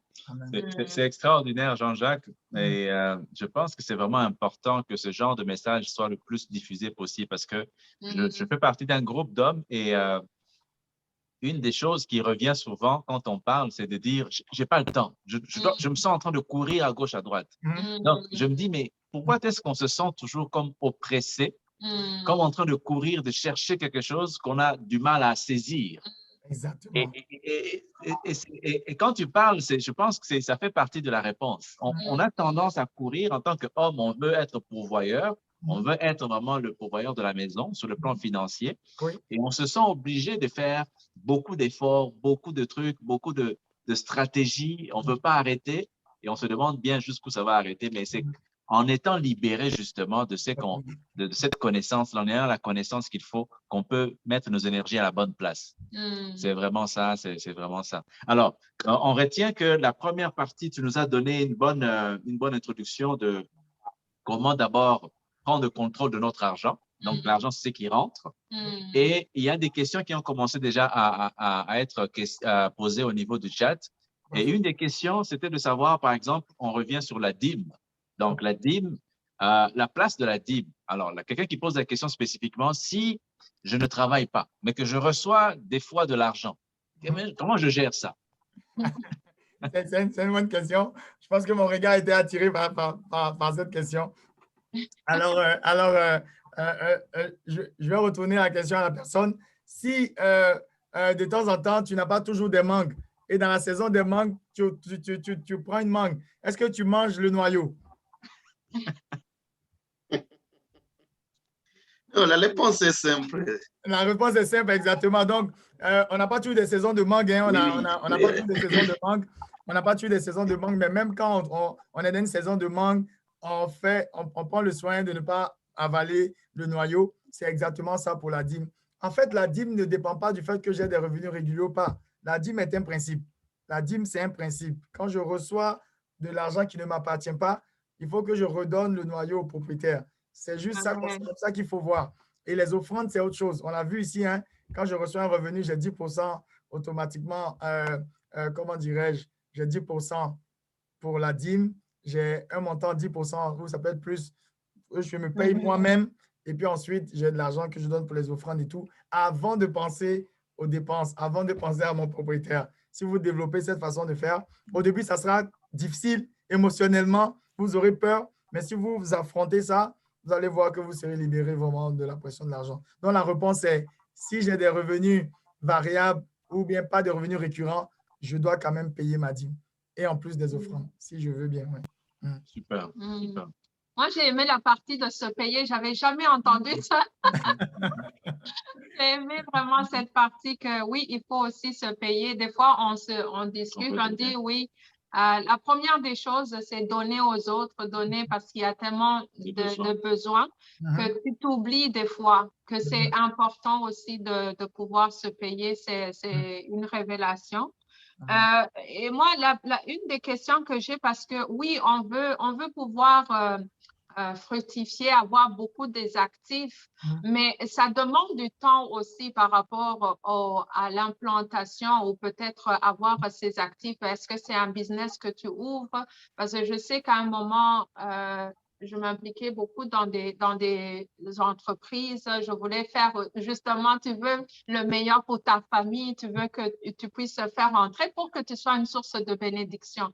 Mais tu te rends compte que ça te demande aussi du temps. Donc, tu travailles à ton temps plein, tu as des entreprises, donc tu veux faire un peu de business à côté pour justement avoir des revenus. Comment alors balancer? Quels sont les conseils, quel genre de peut-être d'actifs qu'on peut avoir par la grâce de Dieu qui ne nous demande pas nécessairement, parce que là, tu es en train de sacrifier du temps que tu pourrais passer avec ta famille à faire le business, à faire le travail, et tu sacrifies, ou le ministère, et tu sacrifies le temps peut-être de passer avec tes enfants. Ça, c'est ça que des fois, ça peut amener aussi comme des fardeaux ou de burn-out même, en essayant d'aller chercher plus pour être une bénédiction et à la fin, c'est toi qui es fatigué. C'est ça, exactement. Merci, Joël, c'est une très bonne question. Je l'ai vécu également quand je mettais tout ça dans mon esprit. Alors, la première des choses, c'est d'être libéré d'abord. C'est d'être libéré de la volonté d'être riche. Ça, c'est la première des choses. Et en essayant d'être libéré de la volonté d'être riche, et ça, c'est ce que je conseille beaucoup, je ne vais pas créer des opportunités nécessairement parce que je veux m'enrichir. Premièrement, je crée des opportunités pour être prospère en essayant de résoudre des problèmes. La résolution des problèmes va être échangée après et dans l'échange, quelqu'un va me donner de l'argent pour avoir ma solution. Et c'est là que l'argent rentre dans ma poche. Maintenant, comment je fais ça? Parfait. Je le fais d'une certaine façon parce qu'on est des chrétiens et Dieu a mis des talents dans chacun de nous. Si je suis passionné, ce n'est plus un travail. Alors moi, au début, j'ai essayé de vendre des mèches, des boubous, comme j'ai dit, mais je n'étais pas passionné de boubous. Donc, finalement, j'ai arrêté. Mais à un moment donné, j'ai compris que je devais regarder en moi qu'est-ce que je peux faire ou qu'est-ce que je fais ou je peux faire sur une longue durée sans même accepter de l'argent, mais être toujours heureux. Et j'ai vu que j'avais des choses dans ma vie que je pouvais faire sur une longue période, qu'on me paye ou pas, mais pour lesquelles je suis heureux. Et cette chose-là, c'était d'accompagner les gens dans leurs finances, dans le succès, arriver à avoir du succès. J'aime ça, arriver à avoir le salut, arriver à passer un autre niveau dans sa vie. J'aime ça. Donc, j'ai vu qu'en moi, j'avais une propension à accompagner par les formations ou par le coaching. Donc, finalement, il fallait maintenant trouver une solution que je pouvais apporter à d'autres personnes, d'où les finances, d'où écrire des livres ou même augmenter les ventes ou lancer une entreprise. Donc, ça devient pour moi une passion que je fais, mais qui n'est pas un travail supplémentaire à part mon emploi de jour. OK? Ça, c'est une passion. Donc, j'identifie la passion. Quand j'identifie la passion, pour d'autres, ça peut être la décoration. Ils sont passionnés de décoration. Chacun a ses talents, d'autres, c'est la couture. Quand j'identifie ça maintenant, il faut maintenant que je vienne discipliner mon temps. On a parlé de discipliner son argent, mais il faut discipliner son temps. Qu'est-ce que ça veut dire? Alors, j'ai Dieu en premier, j'ai mon épouse, j'ai mes enfants et j'ai les projets de Dieu ou la solution que je suis pour plusieurs par rapport au talent que Dieu m'a donné. Donc, je dois être capable de budgétiser mon temps. Et là, j'en arrive aussi. De même que je budgétise mes revenus, j'ai aussi un budget pour mon temps. Donc, il faut que dans les 24 heures, parce que beaucoup attendent d'avoir 80 ans pour se poser la question, est-ce que j'ai accompli ma mission sur Terre? Ça ne se passe pas comme ça. Emmanuel et Joël, si vous voulez plus tard, on peut faire aussi la gestion du temps. On va faire ça ensemble parce qu'il y a beaucoup de personnes que j'ai accompagnées par rapport à ça qui ont une toute autre façon de voir. À la fin de l'année, beaucoup font, comment on appelle ça, des objectifs, mais les objectifs ne se font pas dans la chair. Elles commencent d'abord dans l'esprit. Alors, ça, on aura le temps de revenir là-dessus. Donc, je vais budgétiser mon temps par rapport à ça, par rapport à mes objectifs spirituels, familiaux, comment dirais-je, personnels, mes objectifs de sport. Beaucoup d'hommes aussi ne font pas de sport, alors que si on ne devait pas faire de sport, Dieu n'allait pas nous donner de corps. Ça, c'est évident. Il allait nous laisser en esprit pour prêcher, mais il nous a donné un corps, donc il faut l'entretenir par le sport. Donc, il faut que je puisse avoir donc une budgétisation de mon temps qui me permet de donner le temps à Dieu. Donner à Dieu ce qui est à Dieu, de donner à mon épouse ce qui est à mon épouse, de donner à mes enfants ce qui est à mes enfants et de donner aux solutions que Dieu me donne et à mes clients ce qui est à mes clients. Qu'est-ce que ça implique? Ça implique donc en ce moment-là, sur les 24 heures, de sacrifier une partie de moi, mon temps. Donc, je ne vais pas dormir jusqu'à 6 heures et le temps que je vais donner à Dieu, je vais dire, ah, finalement, je ne peux pas prier parce que j'ai des clients. Je ne vais pas me relaxer et puis dire après, ah, le temps de mon épouse, excuse-moi, je ne peux plus te donner du temps parce que j'ai des clients. Non, chacun a son temps et je fais de telle sorte que dans les 24 heures par jour, je suis capable d'atteindre mes objectifs spirituels, familiaux, personnels et je donne à chaque enfant, à mon épouse, à chacun ce dont il a besoin en termes de temps, en termes de nourriture spirituelle, en termes de nourriture émotionnelle. Je donne à chacun ce dont il a besoin et le reste du temps que je crée, je vais chercher maintenant. On va voir donc comment créer du temps. Et donc, je vais créer du temps supplémentaire dans les 24 heures, de telle sorte que vous avez donc la possibilité d'écrire un livre chaque 6 mois, avoir plusieurs projets, évangélisation, tout ça dans un cadre, mais Dieu est content, votre épouse est contente, les enfants sont hyper contents, ils sont nourris spirituellement, émotionnellement, et vos clients aussi ont des solutions. Donc, voici un peu. Amen. Wow, mais c'est ça, parce que la question que tu poses, Joël, me renvoie à la réalité de Jean-Jacques. Je dis, mais comment est-ce qu'il peut être employé, coach, formateur et dans les affaires, ministre aussi, très engagé dans son église? Je me dis, mais comment il arrive à faire ça? Donc, c'est vraiment ça la clé, en fait. Mais ça prend quelque part aussi, je pense, un accompagnement des fois, hein, parce que des fois, il y a des nouvelles façons de faire qui ont du mal à s'installer. Et c'est pour ça, bien sûr, qu'il y a des coachs comme toi qui sont disponibles pour pouvoir accompagner ceux qui veulent atteindre certains objectifs. Donc, c'est ça. Alors, par rapport au budget, une question importante vraiment aujourd'hui qu'on doit aborder avant de finir, c'est la question des comptes conjoints ou comptes séparés. Comment est-ce que, des fois, les gens disent non, si ma femme accepte qu'on ait un compte conjoint ou mon mari, tout va bien aller. C'est quoi la place des comptes conjoints ou des comptes séparés dans la vision de Dieu et tout ça? OK, parfait. Moi, je vais me donner moi-même 5 minutes au plus parce que je suis passionné de cette question, comme je t'ai dit dernièrement. Alors, la première des choses, compte conjoint, compte séparé, c'est de très beaux concepts, mais dans la faisabilité, qui ne veulent rien dire s'il y a des éléments qui ne sont pas d'abord mis sur la table. Quels sont ces éléments-là à mettre sur la table? D'abord, avant d'en parler, je vais donner juste un schéma. Vous pouvez avoir des comptes conjoints, mais vivre dans la méfiance. Vous pouvez avoir des comptes séparés et puis aussi vivre dans la méfiance. Donc, finalement, ce n'est pas en fait le fait d'avoir le compte conjoint ou le compte séparé qui en crée la substance. Ce qui en crée la substance nous vient de la parole de Dieu. Et ça vient de Éphésiens 5, où Dieu donne un peu un principe qui est très important. Il commence par dire « Hommes, aimez vos femmes ». Ensuite, il va préciser que jamais personne n'a haï sa propre chair. Celui qui aime sa femme, il s'aime lui-même. Il va ensuite parler de la femme. Il va dire « Femme, soyez soumise ». Et puis, il va expliquer que comment dire, la femme doit être soumise, comment dirais-je, à l'Église, pardon, à son mari, comme l'Église est soumise à Dieu. Et pourquoi? Il dit ce mystère est très grand. Il dit, je dis cela par rapport à Christ et à l'Église. Voilà ce qui se passe. Ce que vous savez tous, on est composé de 3 parties, l'esprit, l'âme et le corps. C'est la même chose pour un couple.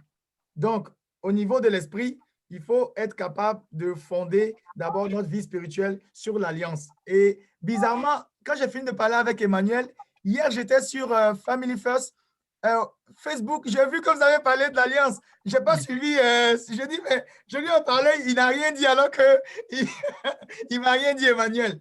Alors, cette alliance-là, elle est très importante parce que l'alliance qu'on a chacun avec Dieu va déterminer quelle est l'alliance qu'on a avec nous-mêmes. Je ne vais pas être trop long parce que ça, c'est un point qui est très important. Mais le niveau de l'alliance qu'on a avec Dieu, c'est la responsabilité d'abord de chaque conjoint de se concentrer sur son alliance avec Dieu. Ce n'est pas la responsabilité de Jean-Jacques de travailler sur l'alliance de Liliane. Mon épouse doit conforter son alliance avec Dieu. Je dois conforter mon alliance avec Dieu. Quand nous deux, on a le même allié, l'ami de mon ami et mon ami, nous deux, on devient maintenant de très grands alliés. Donc, spirituellement, notre vie est fondée. Et Éphésiens 5 nous dit, ce mystère maintenant de l'alliance entre maintenant Liliane et Jean-Jacques va entraîner maintenant un autre fondement qui est la vie émotionnelle. Et c'est de là vient l'explication des comptes conjoints. Donc, la vie émotionnelle va se baser comment? L'homme, on a mis beaucoup la responsabilité du couple à la femme. C'est un mensonge qui vient de nos communautés africaines souvent. En fait, Dieu demande à l'homme d'aimer sa femme. Mais comment il est dit? Comme Christ a aimé l'Église et a donné sa vie. Donc, l'homme doit donner sa vie pour sa femme. L'homme doit se sacrifier pour son épouse. Et donc, dans ce élan de sacrifice-là, ce qui arrive, c'est que c'est la responsabilité donc de l'homme de pouvoir rendre heureux sa femme et ses enfants. Et si tu aimes ta femme, tu t'aimes. Donc, ça fait qu'à un moment donné, Dieu me pose la question. Quand je suis fâché avec Liliane, Dieu me pose une question. Est-ce que tu t'aimes? Oui. Ah, OK. Mais tu ne parles pas avec Liliane. OK. Mais c'est pas ce que j'ai écrit là. J'ai dit, celui qui aime sa femme, il s'aime. Donc, si tu traites mal ta femme, mais tu ne t'aimes pas. Ah, OK, je comprends que, OK, donc c'est moi qui ai un problème. Donc, l'homme a la responsabilité de travailler à ça. Une fois que ça c'est fait, la femme aussi, face à l'amour de son mari, elle est soumise. La femme n'est pas soumise avant d'être aimée. Non, il faut d'abord aimer notre femme pour qu'elle soit soumise. Sinon, elle n'est plus soumise. Elle est contrainte à la soumission. Oh, la soumission n'est pas une contrainte. La soumission vient de l'amour qu'on nous communique. Christ s'est donné pour nous. Ensuite, nous, on se soumet. La femme ne se soumet pas avant que l'homme se tue pour elle. Non, ça, c'est vraiment faux. Maintenant, face à ce point-là que je viens de donner, c'est de là que vient maintenant 4 choses importantes à faire. Premièrement, se sentir aimé. Il faut que mon épouse se sente aimée. Il ne faut pas que je l'aime comme je pense. Il faut que je l'aime comme elle le veut et comme la Bible me le dit. Donc, Christ a donné sa vie. C'est-à-dire que Christ s'est abandonné. Christ s'est sacrifié pour aimer l'Église comme l'Église voulait. Donc, il faut aimer son épouse comme l'épouse, elle le veut. Pas comme moi, je veux, avec ma culture. Non, chez nous, là, c'est comme ça, on fait. Non. Qu'est-ce que ton épouse veut? Qu'est-ce que le langage de l'amour, en fait. Amen. Le langage d'amour, c'est ça, exactement. Donc, ça, c'est le premier point. Une fois que l'autre se sent aimé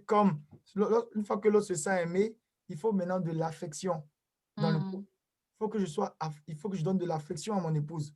Un petit bisou par là, un petit bisou, un petit mot doux. Amen. Quand l'un et l'autre ont de l'affection l'un pour l'autre, il faut être attentionné. Je donne de Amen. l'attention à l'autre. Je donne de l'attention et finalement du respect. Il faut que je respecte mon épouse. Il faut que je respecte mon époux. Quand ces 4 éléments-là, basés sur l'alliance, donc basés sur Éphésiens 5, sont mis en place, c'est fini. Je n'ai plus besoin d'un compte conjoint personnel. Ça n'a plus aucun sens. Je n'ai plus besoin de dire, OK, c'est mon épouse qui fait le ménage, moi j'envoie l'argent. Non, ça n'existe plus. On est une équipe, on est une même chair. Je l'aime. Je lui montre que je l'aime, je suis affectueux, attentionné, je la respecte. Il y a plus de barrières. Ah, mais toi, tu devais faire ça, tu n'as pas fait. Ah, mais donc, pourquoi tu travailles? Et puis, bon, l'argent, je ne vois pas ton argent. Ça n'existe plus.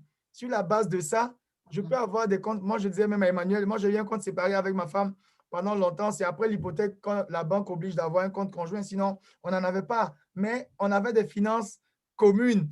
Je dis, elle rentre dans mon compte. S'il y a un paiement que je n'ai pas fait, elle s'en va, elle dit, OK, attends, oh, c'est bon, je l'ai fait pour toi. OK, moi, j'ai fait ça. Donc, elle rentre, elle sort, moi, je vais, je viens.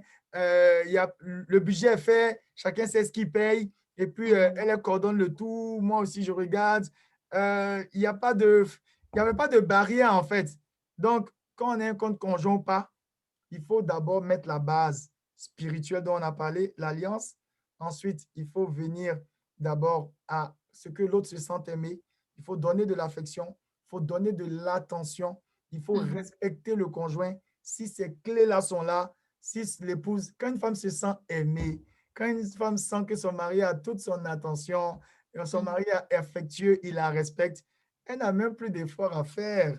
Hein?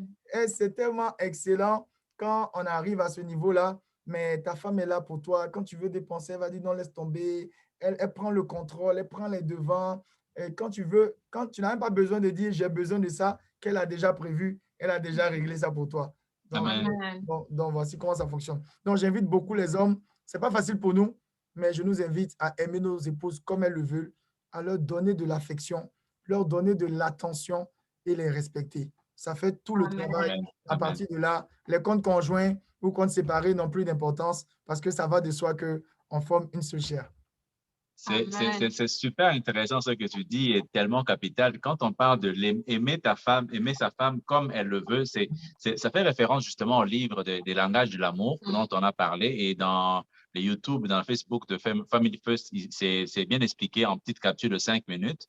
Moi, j'avais par expérience, en tant que quelqu'un qui a vécu au Congo, ma façon d'exprimer mon amour pour Joël, c'était de lui acheter des bijoux.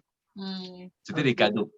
Mais chaque fois que je lui achetais des bijoux, je les revoyais un peu partout. Elle ne prenait pas soin de ça.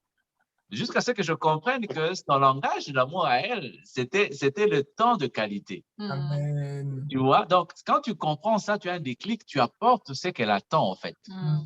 Et donc, voilà, c'est important de pouvoir déterminer ça. Mais moi, j'ai une question avant que tu passes dans ta question aussi. Moi, la question que j'aimerais savoir, par rapport aux dépenses, tu as bien décrit, et c'est une découverte pour moi aussi, des dépenses importantes, des dépenses urgentes. Notre façon de dépenser dénote un peu ou indique un peu quelque part nos blessures du passé par rapport aux finances. Personnellement, je l'ai partagé, j'aime bien le partager aussi comme témoignage. Chaque fois que Joël sortait le chèque, à l'époque, on ne faisait pas des virements directs là à l'église, chaque fois qu'elle sortait le chèque pour payer la dîme, je m'arrangeais vraiment, soit de quitter pour aller à la toilette parce que je ne voulais pas voir ça. C'était douloureux pour moi. Alors, ça, et jusqu'à ce qu'on en parle avec Joël, il m'a dit, écoute, il faut qu'on parle de ça et puis qu'on prie sur ça parce que j'avais eu une blessure j'avais comme une crainte de manquer quelque chose. Donc, c'est comme si toujours cette crainte-là que si il n'y en aura pas assez pour moi, il n'y en aura pas assez pour les enfants, la garderie n'est pas payée, l'électricité n'est pas payée. Il y avait toujours quelque chose, on dit, mais tu payes alors que la garderie nous attend. Donc, il fallait régler quelque chose de plus profond que ça. Qu'est-ce que tu peux dire par rapport à ça? Parce que c'est important que même si on fait un effort, on a un tableau comme il faut, comme tu l'as donné, mais qu'au fond de nous, on se bat contre notre propre nature. Comment est-ce qu'on peut gérer ça? OK, mais j'ai mis un petit sourire à cause de toi parce que c'est un très beau, un très grand témoignage que tu donnes. Merci pour le témoignage. Alors, comment est-ce qu'on se bat avec ça? Mais ça, c'est une forteresse, OK? Ouais. Ça, c'est une forteresse. Et Ouais. puis, la Bible dit que mais concernant les forteresses ou les pensées captives, et quand la Bible en parle, la Bible dit qu'il faut renverser donc, les forteresses et puis amener toute pensée captive à l'obéissance de Christ. Le Christ. Mais pour renverser les pensées captives, il faut faire une chose d'abord dont on a parlé, c'est de travailler à augmenter la connaissance de Dieu. Augmenter la connaissance. Donc, la connaissance va permettre surtout de venir amener les pensées captives à l'obéissance de Christ. Donc, Amen. c'est vraiment ça qui est important. Dans ce cas de figure, il y a une chose à faire, c'est de savoir qu'on a un problème. OK? C'est de savoir que vraiment, la parole de Dieu dit ça. Si moi, je suis inconfortable, je dois avoir un problème. Et donc, à partir de là, mais c'est de vraiment chercher à demander de l'aide. Souvent, demander de l'aide si on peut. Sinon, si on peut régler ça seul, il faut le faire, mais en essayant d'identifier c'est quoi les déclencheurs. Donc, d'abord, qu'est-ce qui fait que tu te sentais comme ça? Mais c'est la peur de manquer d'argent. Et puis, cette peur-là, donc, quand j'ai le déclencheur, mais il faut identifier c'est quoi les émotions que ça me communique. Les émotions, c'est la peur, l'inconfort. Une fois que je sais c'est quelle émotion, il faut voir qu'est-ce que cette émotion m'amène à faire. Toi, l'émotion t'a amené à aller aux toilettes automatiquement. Donc, une fois que je connais le déclencheur, je connais les émotions et les conséquences prochainement, mais je vais essayer de confronter mes émotions. Et puis, quand je vais vouloir quitter, je vais chercher à rester. Et puis, en même temps, pendant que je reste, je vais dire au Saint-Esprit, mon âme est blessée. Mon âme est blessée, viens me remplir. Viens me remplir, augmente ma connaissance. Et dès cet instant, aller approcher son pasteur ou un aîné et puis dire, mais moi, je ne comprends pas. Je veux vraiment comprendre la dîme. Et quand on va comme ça, il faut bien sûr que l'homme de Dieu soit ouvert, hein, parce qu'il ne faut pas aller du revers de la main. Il faut poser des questions quand on a sur tous nos doutes. Mais quand on donne la dîme, qu'est-ce que les gens font avec ça, l'église, tout ça? Il faut s'ouvrir, quoi. Ah, est-ce que même vous, qu'est-ce qu'on fait avec la dîme? Parce que nous, on a des dépenses. Ma femme, elle paye la dîme. Bon, comment on fait? Et puis, par rapport à ça, on va se laisser enseigner. Avec la parole de Dieu, on va se laisser enseigner. Et l'augmentation de la connaissance, donc de la parole, va nous amener à l'obéissance de Christ. Donc, voilà quoi. Mais au niveau de la dîme, c'est vrai, ce n'est pas facile, hein. L'argent est émotionnel. Voilà d'où vient la difficulté. L'argent n'est pas physique. L'argent, c'est les émotions. C'est juste de l'émotion. Donc, il faut être capable de travailler son âme pour accepter de donner à Dieu en premier, de se payer en deuxième avant de payer les autres. Voilà. Ceux qui vont essayer vont voir que c'est très difficile, mais on pourra s'aider si vous avez un besoin ou des questions. Je peux vous accompagner aussi par rapport à ça. Amen. Amen. C'est vraiment, ça a été un parcours, un cheminement de libération. Oui, dans le temps, dans l'église où on était à MCI, le pasteur Carbone avait vraiment bien enseigné dessus, où il parlait de la dîme, c'est parce que tout appartient à Dieu. C'est comme si, c'est comme un remerciement aussi au Seigneur de tout ce qu'il fait. Tout ce que nous recevons, c'est lui qui nous a bénis. Alors, il avait aussi expliqué d'une façon que tu amènes, tu rapportes à lui pour lui dire merci Seigneur, et il bénit même les 90% qui restent pour que tu puisses utiliser pour tous les besoins dont on a besoin. Donc, c'est comme si, comme on sait qu'on s'aime et il multiplie, eh bien, tu ne fais que continuer à ramener à lui pour qu'il bénisse le reste que tu vas utiliser. Amen. Et gloire à Dieu. Amen, gloire à Dieu. Oui. La question aussi que je pense qui peut aussi être au milieu des familles par rapport à gérer le budget, est-ce que c'est nécessairement l'homme qui doit faire cette gestion de budgétaire? Tu peux avoir une femme qui a justement cette facilité dans les finances et mais parce que l'homme peut-être pense que c'est lui qui doit faire ça et puis ça cause des frictions. Alors comment gérer, est-ce qu'il y a une responsabilité entre couples à qui ça doit aller à revenir pour suivre justement, garder l'œil sur le budget familial? Wow, c'est vraiment une très bonne question, Joël. Alors, avant de répondre, je veux d'abord remettre en viseur se sentir aimé affection, attention, respect. Donc, une fois qu'on a cette base-là au niveau du couple, automatiquement, on est une équipe. Et vu qu'on est une équipe, ce qui arrive maintenant, dans l'équipe, on n'a pas les mêmes compétences, on n'a pas les mêmes capacités, on n'a pas les mêmes passions. Il y a des personnes pour qui venir parler d'argent, calculer, c'est trop compliqué. OK? Donc, il y a des personnes qui ne seront pas à même de pouvoir, qui ne seront pas à même de pouvoir faire ça. Donc, il faut y aller plus par rapport à l'intérêt. Dans le couple, ça peut être la femme qui a l'intérêt pour la discipline financière. Il faut lui confier ça. Il faut pouvoir lui confier ça. Moi, par exemple, faire le budget, faire la programmation de tout, là, c'est bon. Et je préfère après ça faire des virements automatiques ou bien laisser à mon épouse le soin d'aller maintenant faire, comment dire, la pratique. C'est-à-dire, la budgétisation est faite.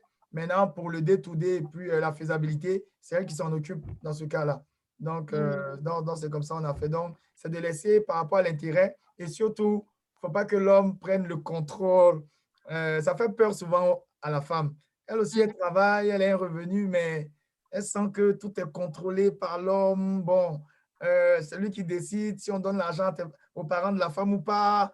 Bon, elle a peur, elle a des craintes, elle veut magasiner, mais elle se dit, si elle veut acheter de nouveaux mèches ou une nouvelle perruque, il va dire, mais encore des perruques alors qu'on a la facture à payer. Non, non, il faut relâcher, il faut relâcher. L'argent, de toutes les façons, l'argent, c'est évident, c'est un outil. L'argent, c'est évident, c'est un outil. Et comme un outil, il faut savoir l'utiliser. Donc, ce n'est pas tant que ça, le fait d'être... il faut être discipliné, mais il ne faut pas devenir avare. Parce que c'est émotionnel. Donc, on ne sait pas le jour où on devient avare, là, on est même surpris. Donc, il faut relâcher, que la femme se sente à l'aise, ou bien que l'homme se sente à l'aise, chacun est à l'aise, et puis on gère les finances, parce que c'est un outil pour la gloire de Dieu, pour être une source de bénédiction. Donc, voilà un peu. Merci beaucoup. On aimerait bien passer la parole à certains d'entre vous qui aimeraient bien réagir, poser des questions. Alice, j'ai vu que ça résonnait beaucoup en toi. Est-ce que tu as quelque chose à dire? Oui. Notre sœur Alice. Personnellement, donc je peux mettre la caméra. Personnellement, j'ai vraiment, vraiment, vraiment aimé parce que c'est la première fois que quelqu'un m'explique les finances sous l'angle spirituel. Et honnêtement, comme quand je parle d'où vient Jean-Jacques et de ce qu'il a inspiré de la façon dans sa gestion, j'étais déjà comme un peu informée. Mais encore une fois, la manière qu'il a approché, je trouve que c'est venu vraiment c'est comme si c'était comme, j'avais compris, mais c'est comme si j'avais un peu de manque pour déjà ajouter cette partie de ma spiritualité ou d'ajouter ces dons de Dieu. Comme la dîme, comme vous le dites souvent, moi aussi, j'ai beaucoup de misère. On me l'a toujours tellement expliqué sous tous les angles, mais pour une raison ou une autre, c'est comme si aujourd'hui, je l'entends encore une fois d'une différente manière. Amen. Amen. Et je ne sais pas pourquoi pour aujourd'hui, j'ai comme l'impression que juste après le Zoom, je dois m'organiser et m'actualiser au niveau de mes finances et commencer par celui-là. Parce que je trouve qu'à chaque fois, je le reporte, c'est comme si à chaque fois, j'ai besoin que quelqu'un me le dise autrement. Et on dirait que, je ne sais pas, mais en tout cas, quoi qu'il en soit, j'adore la connexion et la chimie qui a été aujourd'hui. Parce que je me sens toute renouvelée. Alléluia. C'est la seule façon que je peux le dire. Donc, merci infiniment, merci pour ton approche. Et puis, tu as amené beaucoup de sujets qui m'intéressent vraiment beaucoup parce que c'est vrai que j'ai compris que être juste salarié, ça ne me suffit plus et que je voudrais pas. Et j'ai compris aussi l'idée de pouvoir multiplier mes ressources de revenus. Donc, vraiment, comme tous les sujets que tu as débattus vraiment me parlaient personnellement. Amen. Et je trouve que tu m'as élevé à un autre niveau et que je t'en remercie infiniment. Amen. Gloire à Dieu. Gloire à Dieu. Gloire à Dieu. On rend toute la gloire à Dieu. Wow. Merci beaucoup, Alice. Alice, tu sais à quoi ça me fait penser quand tu parles comme ça? Ça me fait penser à l'histoire de Jésus qui rend la vue à un aveugle, qui lui met un peu de boue avec sa salive et dit, qu'est-ce que tu vois? Elle dit, je vois des hommes aller comme des des arbres. Et puis, il recommence, il fait une deuxième touche, et là, il voit clairement. C'est ça que ça m'a fait penser. Donc, c'est comme il y a une nouvelle, tu avais une connaissance, tu étais engagé, mais là, il a fallu une autre touche, que le Seigneur te touche une deuxième fois. On rend gloire à Dieu par rapport à ça. Mais comment il résume aussi ses finances au niveau d'un couple? Comment il a pu ramener à la femme, dans la soumission de la femme et la place de l'homme par rapport à la femme? Il n'a même pas parlé d'argent, parlé de compte comme question. Il a amené sous forme biblique et ça, c'est tellement plus clair, comme on n'a plus de questions. Parce qu'on comprend d'où vient le nœud qui nous bloque en fait. Amen. J'ai aimé qu'il précise qu'il n'y aurait pas aucune façon que la femme puisse se soumettre s'il ne s'est pas déjà senti aimé. Ça, j'ai aimé cette précision. Amen. Il a parlé pour nous, j'ai adoré. Parce que souvent, on regarde toujours parce que souvent, on prend toujours la femme. Quand quelque chose va mal, c'est toujours la faute de la femme. Mais c'est pas, au départ, c'est pas rempli. Commencez par vous-même. Amen, amen. Amen. Par un homme en plus. Amen. Amen. Alice, pour la petite histoire, ça n'a pas toujours été facile. Hein? Là où je travaillais avant, on me connaissait comme Monsieur Soumission. J'ai imposé à Liliane d'être soumise. Tu dois être soumise, la Bible dit. Jusqu'à ce que moi-même, le Seigneur me délivre pour dire, mon ami, tu n'as pas compris. Tu dois te sacrifier avant qu'elle se soumette. Amen. Amen. Parce que ça devient tellement facile de se soumettre à un homme qui t'aime, qui te montre son amour, qui montre son affection. Et souvent, les femmes peut-être vont cacher des petits revenus à gauche parce que justement, ils sont dans une relation où l'homme veut le dominer ou ne veut même pas donner quelque chose pour ses propres plaisirs même. Tu vois? Donc, en tout cas, gloire à Dieu pour cette vérité. Amen. L'argent, d'habitude, c'est un sujet tabou, Oui. mais une façon de l'avoir approché de tellement simplement et bibliquement, de façon que non, il n'y a rien de plus sexy que ce que tu viens de donner. Gloire à Dieu. Gloire à Dieu, gloire à Dieu. Gloire à Dieu. Merci beaucoup, Alice. C'est très important. Est-ce qu'il y a quelqu'un d'autre qui a quelque chose à dire, un témoignage, une question, une suggestion ou quelque chose qui peut être éclairé par Jean-Jacques avant qu'on lui passe la parole pour clôturer? On va voir s'il y a des questions dans le chat. Est-ce qu'il y a des questions qu'on n'a pas répondues? Moi, j'ai des questions. Sorry. Il y a Liliane qui veut une question? Oui, Prospera, question. Oui, vas-y. Merci. J'ai une question concernant le budget. Dans les explications que Jean-Jacques nous a données, il y a là où il a dit qu'il faut planifier l'argent dans les crédits dépenses. Je me pose la question, est-ce que l'argent planifié dans les crédits dépenses et qu'après avoir évalué et qu'on voit que réellement l'argent n'est pas consommé, n'est pas utilisé, et après avoir épargné dans les crédits dépenses, comment on peut le gérer, comment on peut le récupérer pour qu'on doit réutiliser après? OK. Je vais essayer de reformuler pour être sûr d'avoir bien compris. Donc, frère Prosper, quand tu mentionnes le crédit dépenses, tu veux parler des dépenses importantes, urgentes ou le thème crédit dépenses, ou bien l'argent qu'on met de côté pour payer ses crédits?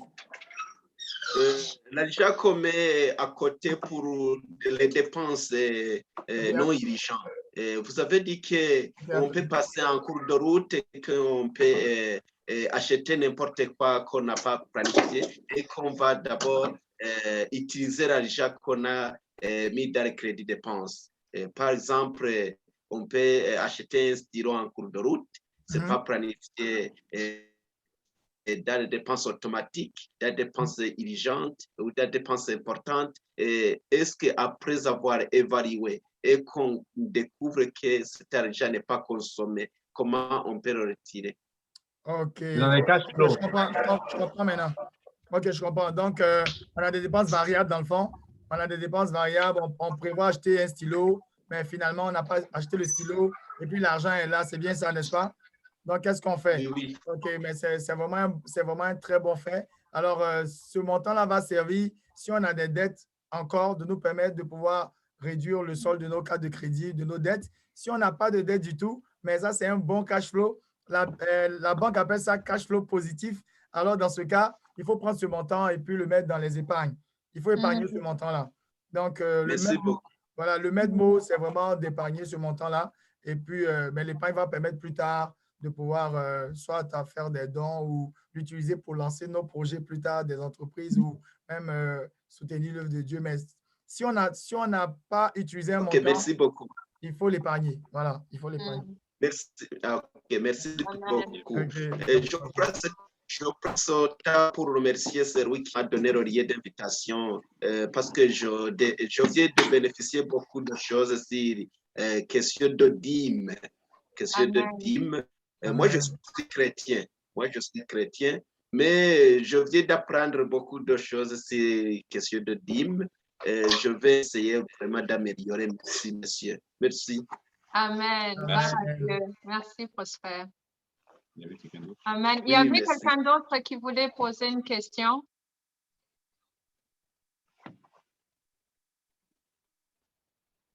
Non?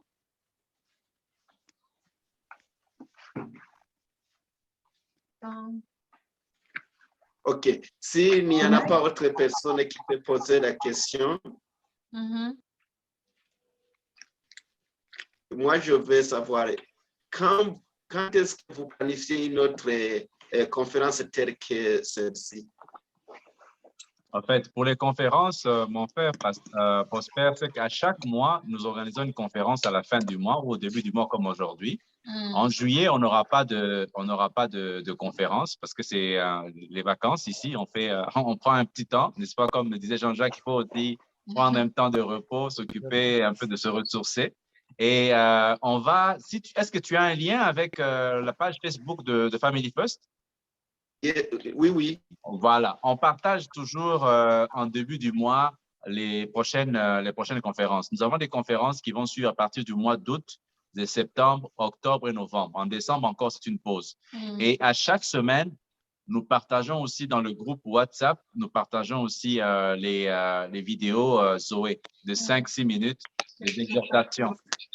Donc, on est dans la série de l'Alliance. Et lundi prochain, on va partager sur justement l'engagement envers Dieu que Jean-Jacques vient de pas mentionner tantôt. On parle de ça lundi prochain. Ah ouais, et après, on va continuer sur l'engagement entre les conjoints et ainsi de suite. Donc, Prosper, ce que tu peux faire, c'est d'aller sur la page Facebook, mais aussi t'abonner sur la chaîne YouTube. OK, donc s'il n'y a pas, merci beaucoup à toi. S'il n'y a pas d'autres questions, on demandera à Jean-Jacques de pouvoir donner des liens aussi, comment te contacter, n'est-ce pas, pour la suite. Nous retenons déjà que tu es tellement généreux que tu nous promets de revenir pour parler de la gestion du temps. Tout le monde a dit Amen, Amen, Amen sur ça. Nous aussi, on dit Amen. On va organiser ça pour pouvoir bénir les autres, tout le monde aussi par rapport à la gestion du temps. On va voir comment est-ce qu'avec tes multiples occupations d'ici la fin de l'année, comment on peut le placer. Ça serait une très bonne chose.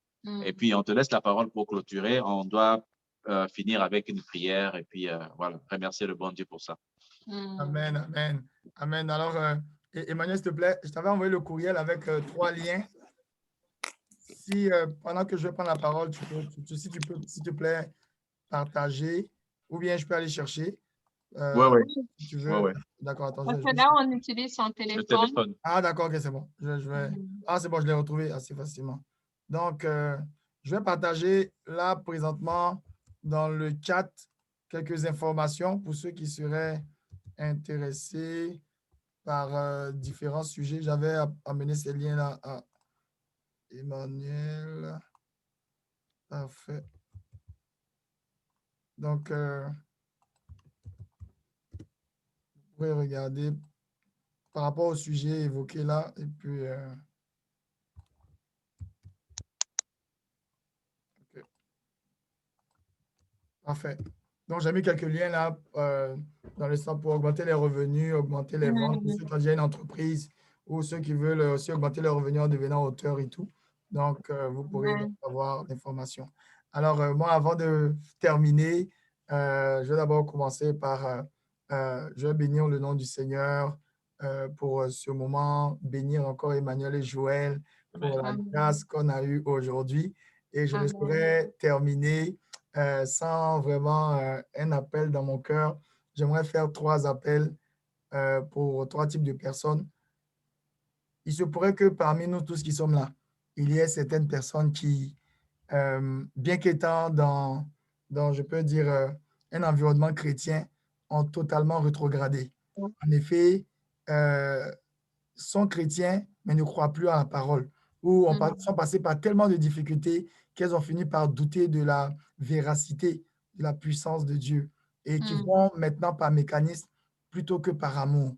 Alors, si parmi nous, il y a quelqu'un qui se retrouve dans cette situation-là, j'aimerais vraiment j'aimerais prier pour vous avant la fin. Également, j'aimerais aussi prier pour quelqu'un, une personne ou un couple où ça ne va pas du tout dans votre foyer. Ça fait un moment où vous êtes mariés, mais c'est plus un boulet ou une cohabitation plutôt qu'un mariage maintenant. Et puis, les choses sont difficiles présentement dans votre couple. J'aimerais aussi prier pour vous. Et puis, Amen. la troisième catégorie, c'est des personnes qui nous suivent, mais qui ne sont pas du tout gagnées à Christ. Tout ce qu'on a partagé sont vrais aussi nous sommes gagnés à Christ. Aussi longtemps que nous appartenons à Jésus, ces choses-là sont vraies. Sinon, on peut avoir beaucoup d'argent ici, on peut avoir beaucoup d'argent sur la terre, on peut maîtriser le budget, avoir 1 milliard par mois, mais la réalité, la voici. La Bible nous la mentionne par Jésus en ces thèmes-là. La vie d'un homme ne dépend pas de ses biens. La vie d'un homme ne dépend pas de ses biens, aussi riches soient-ils. Donc, la vie d'un homme ne dépend pas de ses revenus, de ce qu'il a, mais dépend du salut de son âme. Jésus-Christ a donné sa vie à la croix pour qu'on soit sauvé, car quel que soit nos biens, que sait-il à un homme de gagner le monde s'il perdait son âme? Alors, s'il y a quelqu'un ici dans cette situation, j'aimerais vraiment, je ne sais pas si vous avez honte, je ne sais pas si vous pouvez m'envoyer peut-être un message directement.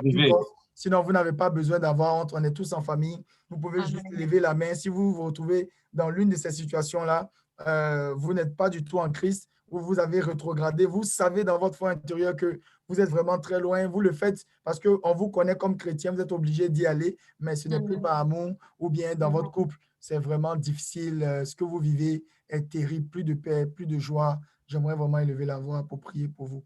Amen. Donc, j'attends vraiment, si vous êtes là, mais si vous avez honte aussi, bon, c'est pas grave, mais de grâce, si vous avez honte maintenant, je vais vous inviter après à contacter Joël et Emmanuel. C'est un ministère qui est fait pour les couples, pour les couples.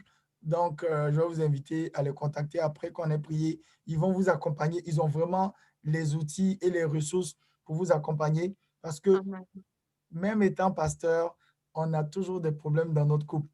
Mais il y a la façon de les aborder et de passer à travers au fur et à mesure. Donc, voilà.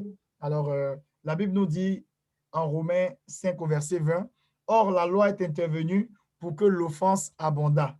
Mais, là où le péché a abondé, la grâce a surabondé. La grâce est manifestée par la mort de Jésus-Christ à la croix. C'est pourquoi je déclare maintenant pour toute personne ici qui a rétrogradé, dans le nom de Jésus, je déclare maintenant cet après-midi que Christ revient dans votre cœur. Recevez maintenant la grâce du Seigneur. Recevez la surabondance de la grâce. Jésus-Christ revient dans votre cœur. Il est amour, il est paix, il est joie et il veut encore redevenir votre ami, cet ami qu'il avait toujours été hier, aujourd'hui, éternellement. Et il vous ramène, il vous demande de revenir à la maison, de revenir à la maison. Je prends autorité, je chasse tout esprit de doute, je chasse tout esprit qui vous a amené à rétrograder. Et maintenant, j'appelle maintenant l'amour de Dieu encore dans votre cœur. Je déclare également, je prie également pour tous ceux qui ne sont pas en Christ, qui sont parmi nous. Je prie et je dis maintenant que par l'amour du Saint-Esprit, recevez maintenant l'amour de Jésus dans votre cœur.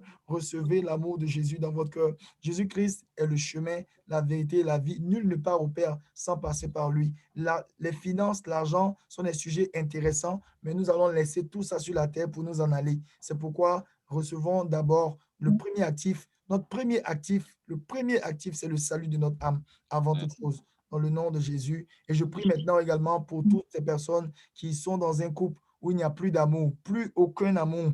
J'appelle maintenant l'esprit d'amour, l'esprit de joie, j'appelle l'esprit de paix, j'appelle l'esprit de maîtrise de soi, l'esprit de patience, l'esprit de douceur, j'appelle l'esprit de bonté, j'appelle l'esprit de bénignité et j'appelle l'esprit de fidélité maintenant dans les cœurs de ces personnes-là au nom de Jésus. Et on va répéter ensemble pour ceux qui ne sont pas à Christ ou qui passent par des moments difficiles.